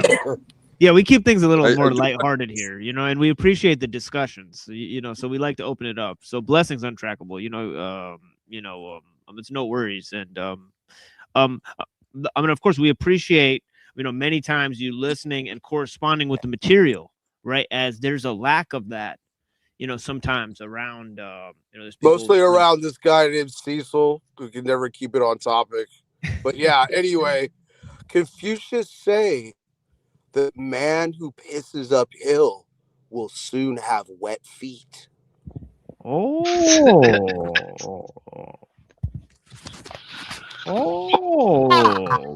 Heed the wisdom, brothers. When'd you get glasses? This is like, it looked like goggles. You wearing goggles? I do have my goggles over here in case these ones go down, but yeah. I'm driving and shit, so you know. It's the goggles. They do nothing. Yeah. Let me see if I can't get what the fuck is going on here. I don't know what the fuck is going on. I need to get out of here. Why doesn't anybody in Missouri believe in street lights? It's fucking dark here, dude. Yeah, don't drive in Dearborn, Michigan. That's all I can tell you right now. They do not care about the traffic rules, and neither do they in Detroit. Right? Just two cities that don't give a fuck about traffic laws. Sheesh. So I kind of wanted to bring that up to you actually because I'm in a very like travelable mode in my life right now.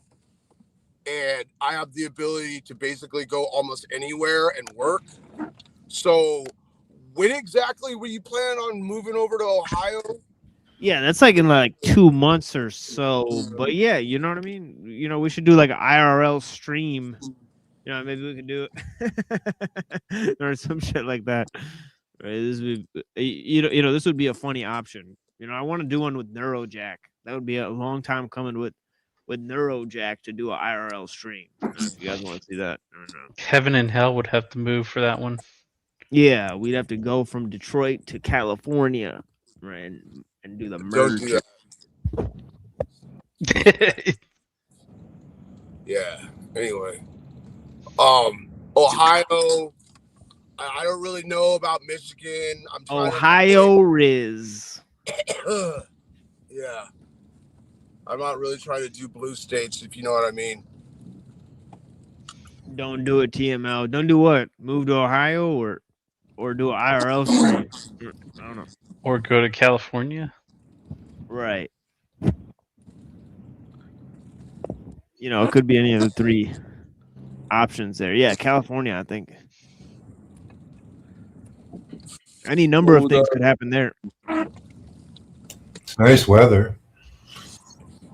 Right. I disagree with the idea of the whole territorial color system. If you are you, like how extreme are you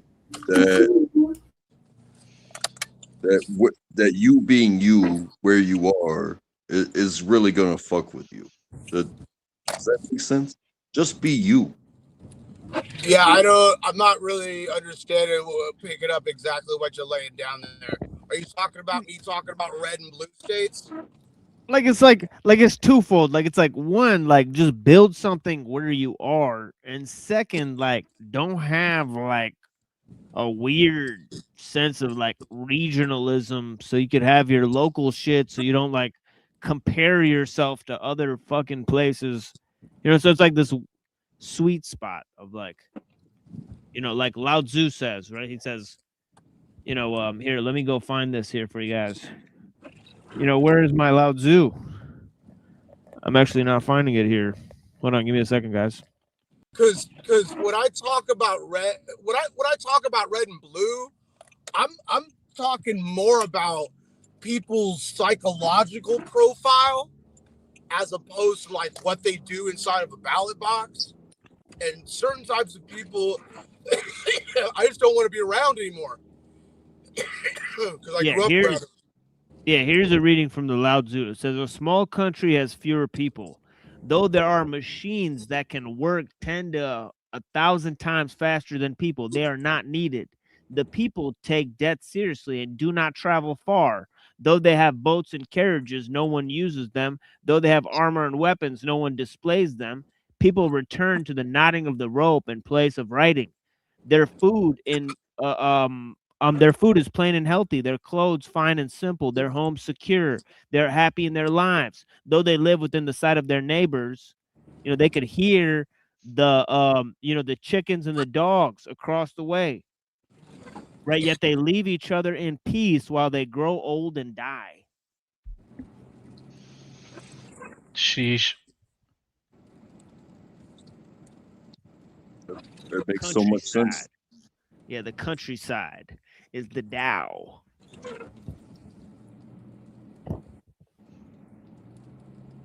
Yeah, it makes sense. Like, I'll give a piece of myself. There's no proverbs or anything like that. I live in the suburbs, even though I would love, some open land. Close to the school where my kid goes. Makes sense. Close to the road that takes me to my job, because I do a job. I don't do everything for myself. Close to the stores where we shop.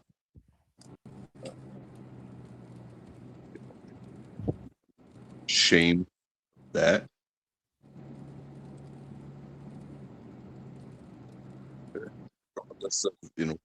Hey, the person next to me, regardless of how they voted, I don't care. Really don't care. They're not screaming in my face. Blocking the roads from stopping me from doing what I got to do here. Everybody seems to be doing what they're supposed to be doing because they're taking care of themselves. And I believe you are no good to anybody else if you're not taking care of yourself. Because guess what's going to happen? You're going to put yourself in a dangerous situation for your beliefs. And we all know how that turns out.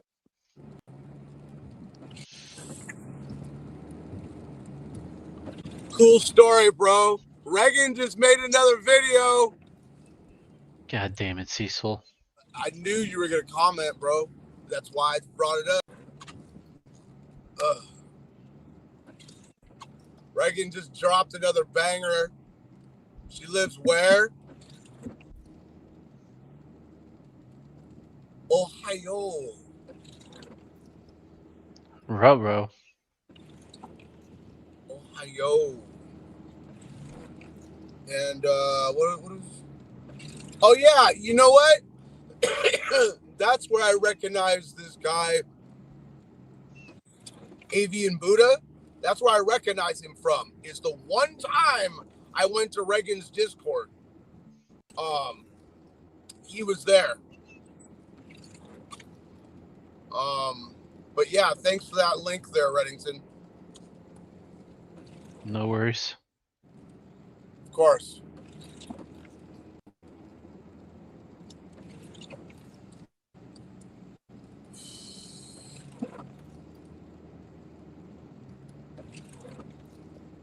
There are many ways to put forth your beliefs, and there are many ways to protest against if you feel inflicted upon. But again, you are worthless if it costs you your life. Because then you can no longer do that.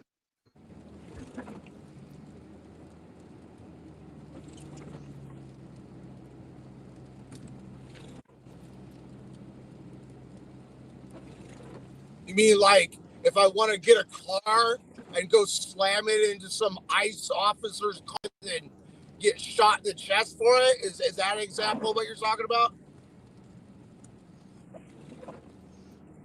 There are many examples. But yet that is one, correct?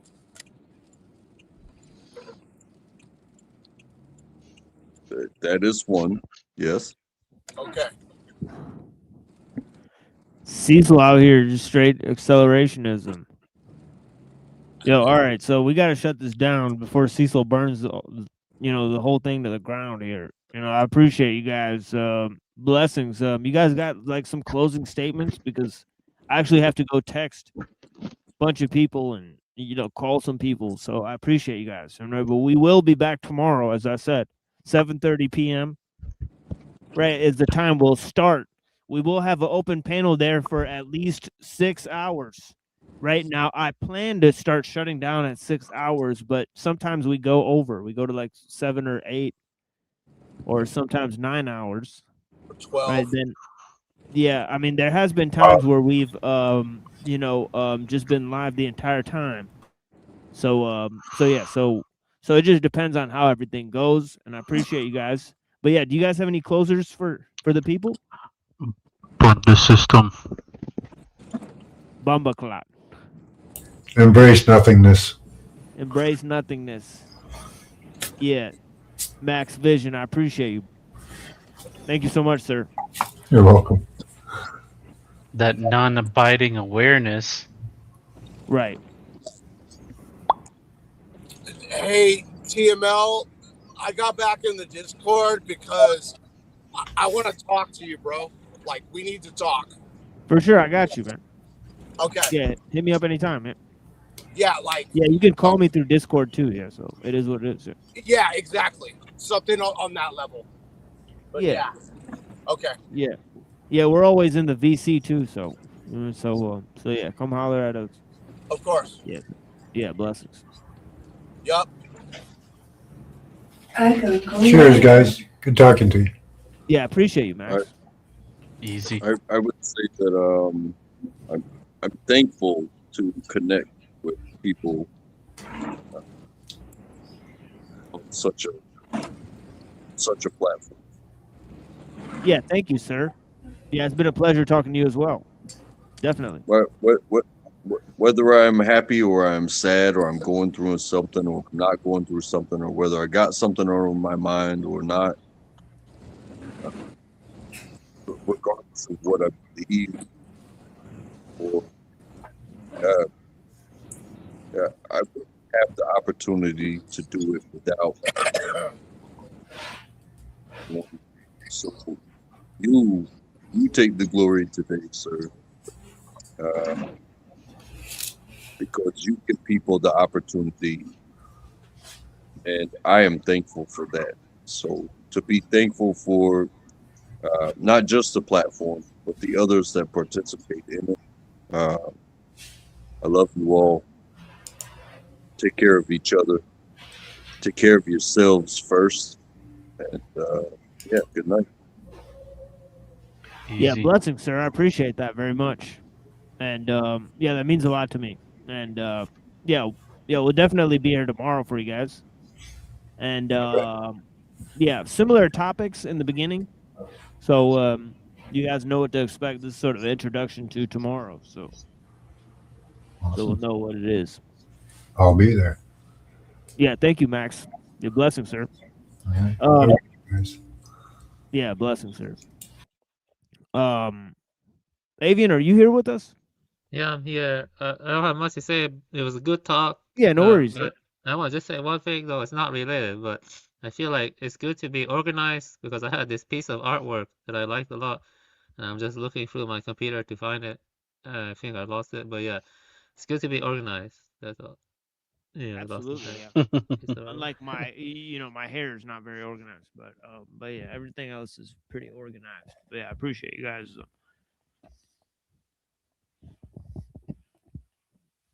Yeah, blessings untrackable. It's always a pleasure, sir. All right. So Red, you got anything for him, or no? Should I just cut to the like?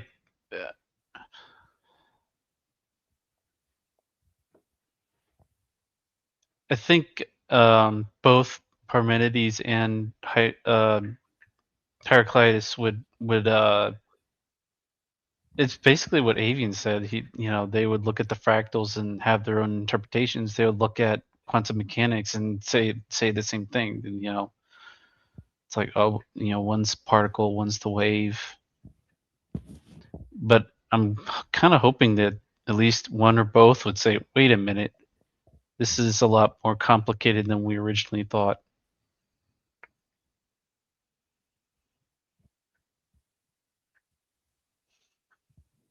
If quantum mechanics is actually proven true.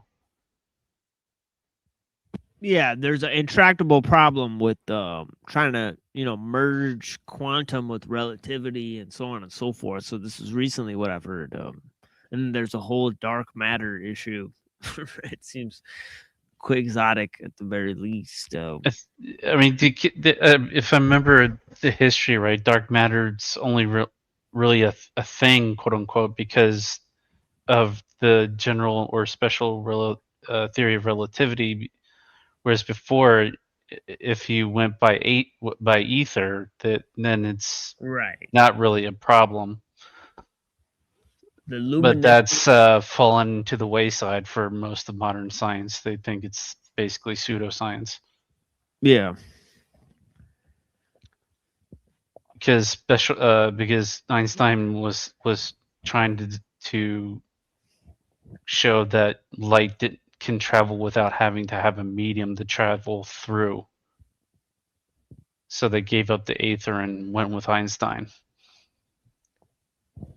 Yeah, they have this sort of thing where, I guess we'll leave on this, that, in Heraclitus, everything's energy, but it's always in existence, right? For Parmenides, sort of, nature does not change, right? So the total amount of energy in the universe is sort of the same, right? So I mean, in terms of both of them, there's this, sort of concept that nature or existence is sort of one, right? And we will get to pluralism, right? And also sophism, right, where they either denied the existence, right, of essences, right, so nothing has any essence to it, right, in Gorgias, right, so like sort of nothing exists, right, and then in sort of Democritus, and the ideas of Empedocles, right, there's many variety of things in existence, right, and I think sort of the dualists, merge sort of this idea of the one and the many. So it's an exciting journey that we're on in Western philosophy before we look at this, concept of sort of non-being, within Buddhism and sort of other systems of thought, right? And that'll give another piece of the puzzle. So I forget, Pythagoras wouldn't be counted as a sophist, would he? No, he Okay. just sort of be like a well, he says all is number, so it's kind of hard. I think he would be like maybe the first like idealist or something like that. I don't know. With Leophilius probably wouldn't like them. Numbers don't exist, right? Right, yeah. All is number. Oh, well, I guess nothing exists. Yeah, that was heavily just brain numbing. We reviewed a debate by, made by Jim Boob and Leophilius, which sounds like he, we were trying to figure out the name. He really likes lions, or he wants to fuck them, or what exactly does the name suggest, right? But yeah, anyways, I digress. When Avian was saying 2 weeks, I was thinking of Oh Brother Where Art Thou, when he's at the general store and the guy kept telling him 2 weeks for until this comes in or that comes in, and George Clooney was like, well, isn't this a geological oddity? 2 weeks from everything. Right.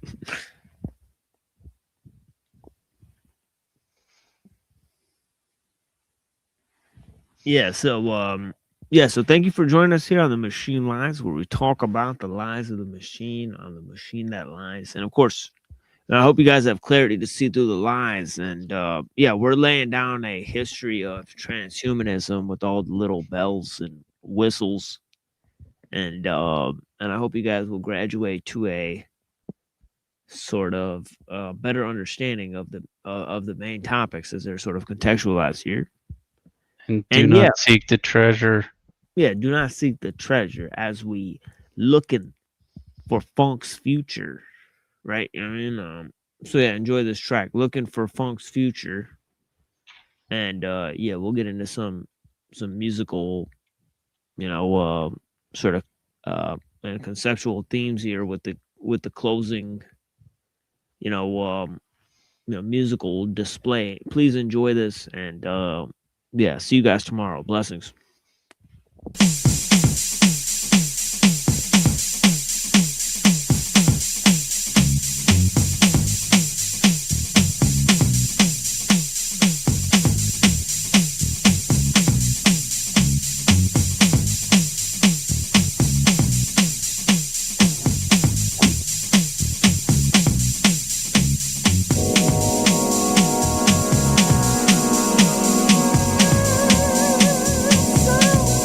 So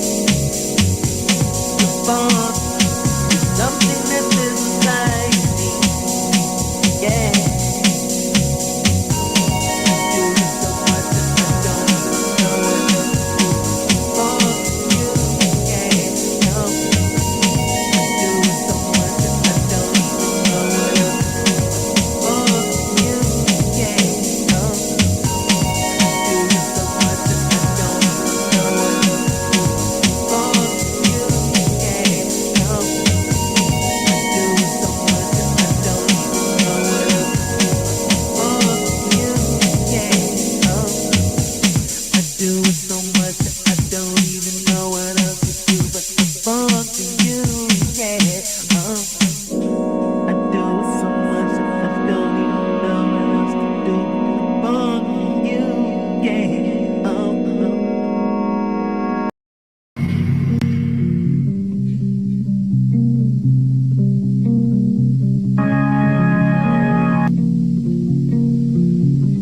يا نسيم الورد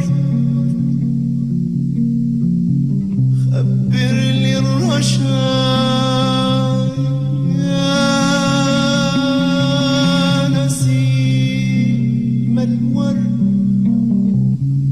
خبرني الرشاد لم يزدني الورد إلا عطشا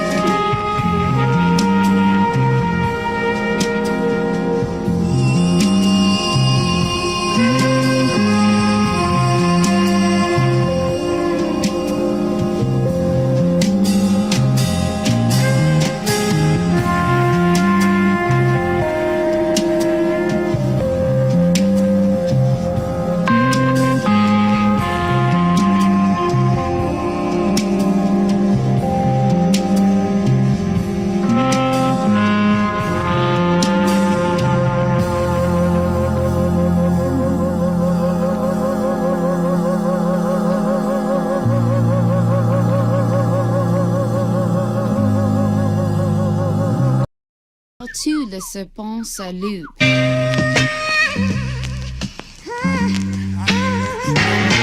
It's the bird, it must have been the bird. Disgusting critter, it must. We should have known better than trust this disease-infested ball of lust and carnage. Piece of garbage with wings, and she has the guts to sing. Get the bird, catch her, shoot her, I don't care. Get the bird, bring her down to the ground from out the air. Gotta tear her apart, let me at her first. Sink her to the level of the rest of us that inhabit the earth. What's she thinking? Does she really believe that she's above the creatures that work the dirt and the streets? See her up in the tree, looking down at you and me, like she's chosen over those that walk around on 2 feet. The bird, the melodies she play, the music she make, rubbing our faces in the feces of the daybreak, trying to remind us it's time to awake, antagonizing and instigating my hate. The chirps, I'll turn them into screams.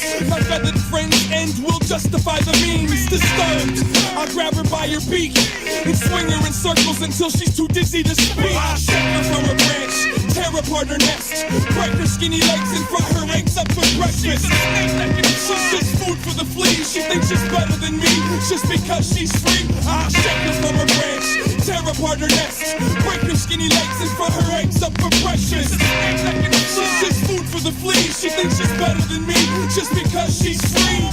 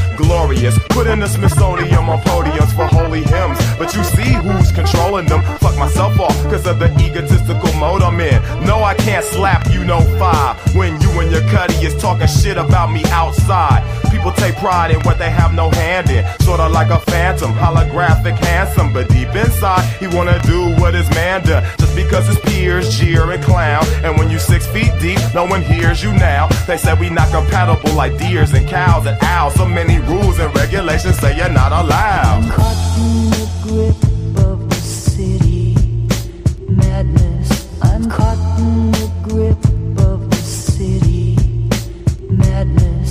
I'm caught in the grip of the city madness. I'm caught in the grip of the city madness. Rhyme and shield deflects your beauty rhyme. Rhyme and shield deflects your beauty rhyme. If I had to describe the way I survive, is like vice squeezing. The reason I'm black and still breathing. Heathens will breed heathens, so everybody's suspect. I must check your ID, cause you looking shiesty. You might be intelligent, someone that deals against opposite of positive. When I drop the laws against a nature, be faithful. Why should I hate you? We ain't that different. We may act different in some ways, but we still group together like a fucking survey. Suffering and fuck 'em on the motto. I'm trapped in a bottle, my music's getting hollow. And that's what happens when humanity you follow. Where every leak of info is hard to swallow. Sell your Marlboros and car insurance. Put niggas on the moon and can't pay for your burdens. I smoke urban, rock a turban. Meditate on the world and what's occurring. A lot of white boys like to style and copy. Dig it something deeper and you peep that we're not free. It's not about separation, it's about the population.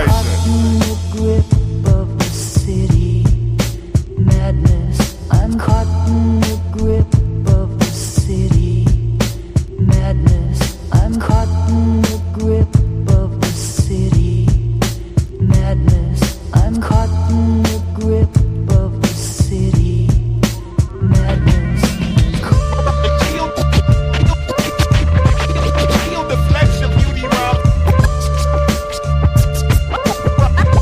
Shield deflects your beauty rhyme. Simple-minded people always point the finger to bring it to a close as if life is their road, they path. When all paths are intersections, it depends on the person's perception. When I'm mad as fuck, you get shot, and to some, it's bad luck. I believe you held something back for too long. It grew strong and energy got its own will, and people think they make music still. When music is there without you or me, we just manipulate for better or worse, so let it situate. I get to make records and dough, paid out the asshole, and still seen as another face on the totem pole. Conquered, my sponsors are monsters, and everybody thinks that I'm on one. I'm glad I love music and life, cause it's easy to see the pain and strife and end it all tonight. I'm caught in the grip of the city. Madness. I'm caught in the grip of the city. Madness. I'm caught in the grip of the city. Madness. I'm caught in the grip of the city. Madness.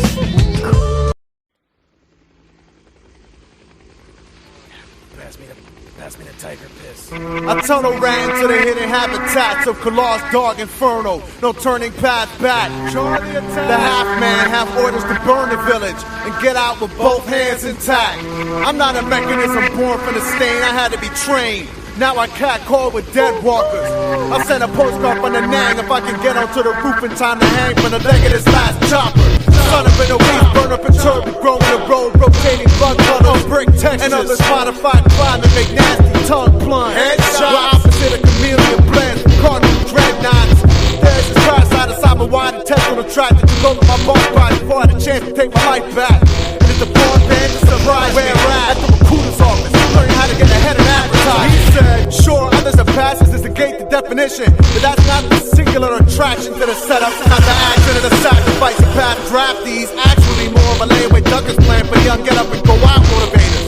See the new soldiers smolder different from that antiquated taste of stately hatred. But I came from Melvin Options on a D train to the lobby. See academics play second on my life, no matriculated brain hobbies. Not my dedication in ranks, plus one training. Loss is not a big problem, it's all about what I began. When you get power, respect, an audience, a check, a car, money for school, honey with uniform fetish on your tool. Travel, 4 bonds, be a part of something, have a structure, cash bullets, or I make cash bonus. See this gold plat, you could own it. After killing $500,000, it's such a good feeling to earn your country's respect and love.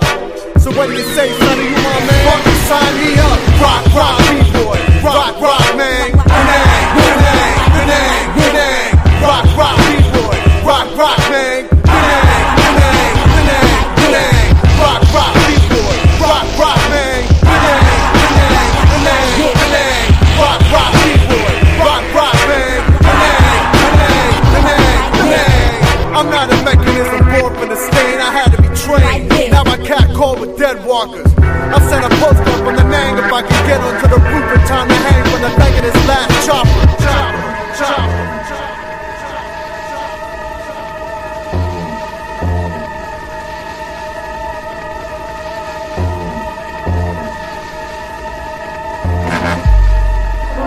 Now marking to the front. The bush. The shape. Yo, L, man. Yes, sir. Talking to the hoes, man. We gotta get on stage, yes, sir. Man. It's the last show of the tour, man. I'm saying, man. Niggas is tired of this country. It's been a long time coming. I really wanna go home. Me too. And I'm happy to do this shit. Hammer, aka Dirty Laura, spray harder. What a marvelous starter maker. 50 gig tone, ho, dusty digital makeup. Melt when you slow this round. Technical retardation, sound round one, sound the hardest. Heartless, farthest. Farrah had a lot of hot shit, hopped up and shit, sick.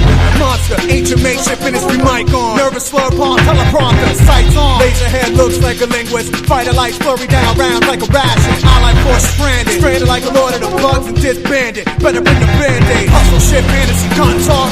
Erotic logic, walk out of boxes. Dead thug hugs, blood metal like molten. De-evolved thug crawl back in the ocean. Hop the ratio, choke and broke potion. Broken, most potent afloat. Flank the facts, face the punch, black jacket. Jack of all trade, embargoes. Faded like 88K in fashion. Back like Packers. Mongoloid melody trap backwards. Broken into fragments. Between time flows that broke down biblical tablets. Broken down handicap, casting attraction. Rapper sick, deathly, but chest effects with no F. 6 steps to affect the waste container misery.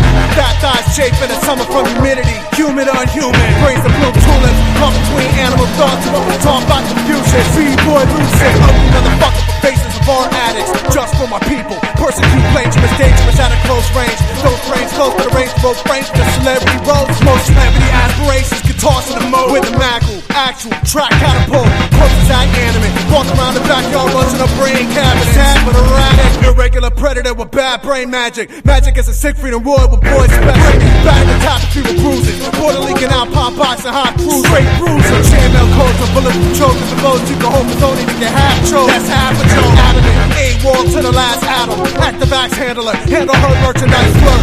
With a nerd word device devise. More pertinent ties. Tied to word command on pitch wise. Show me those New York eyes. Isolation eats at the face of phrase biters. Bite bleak void. Small world, big noise. Swallow my void. Wallow my toys. Hollow metal sun penetrated.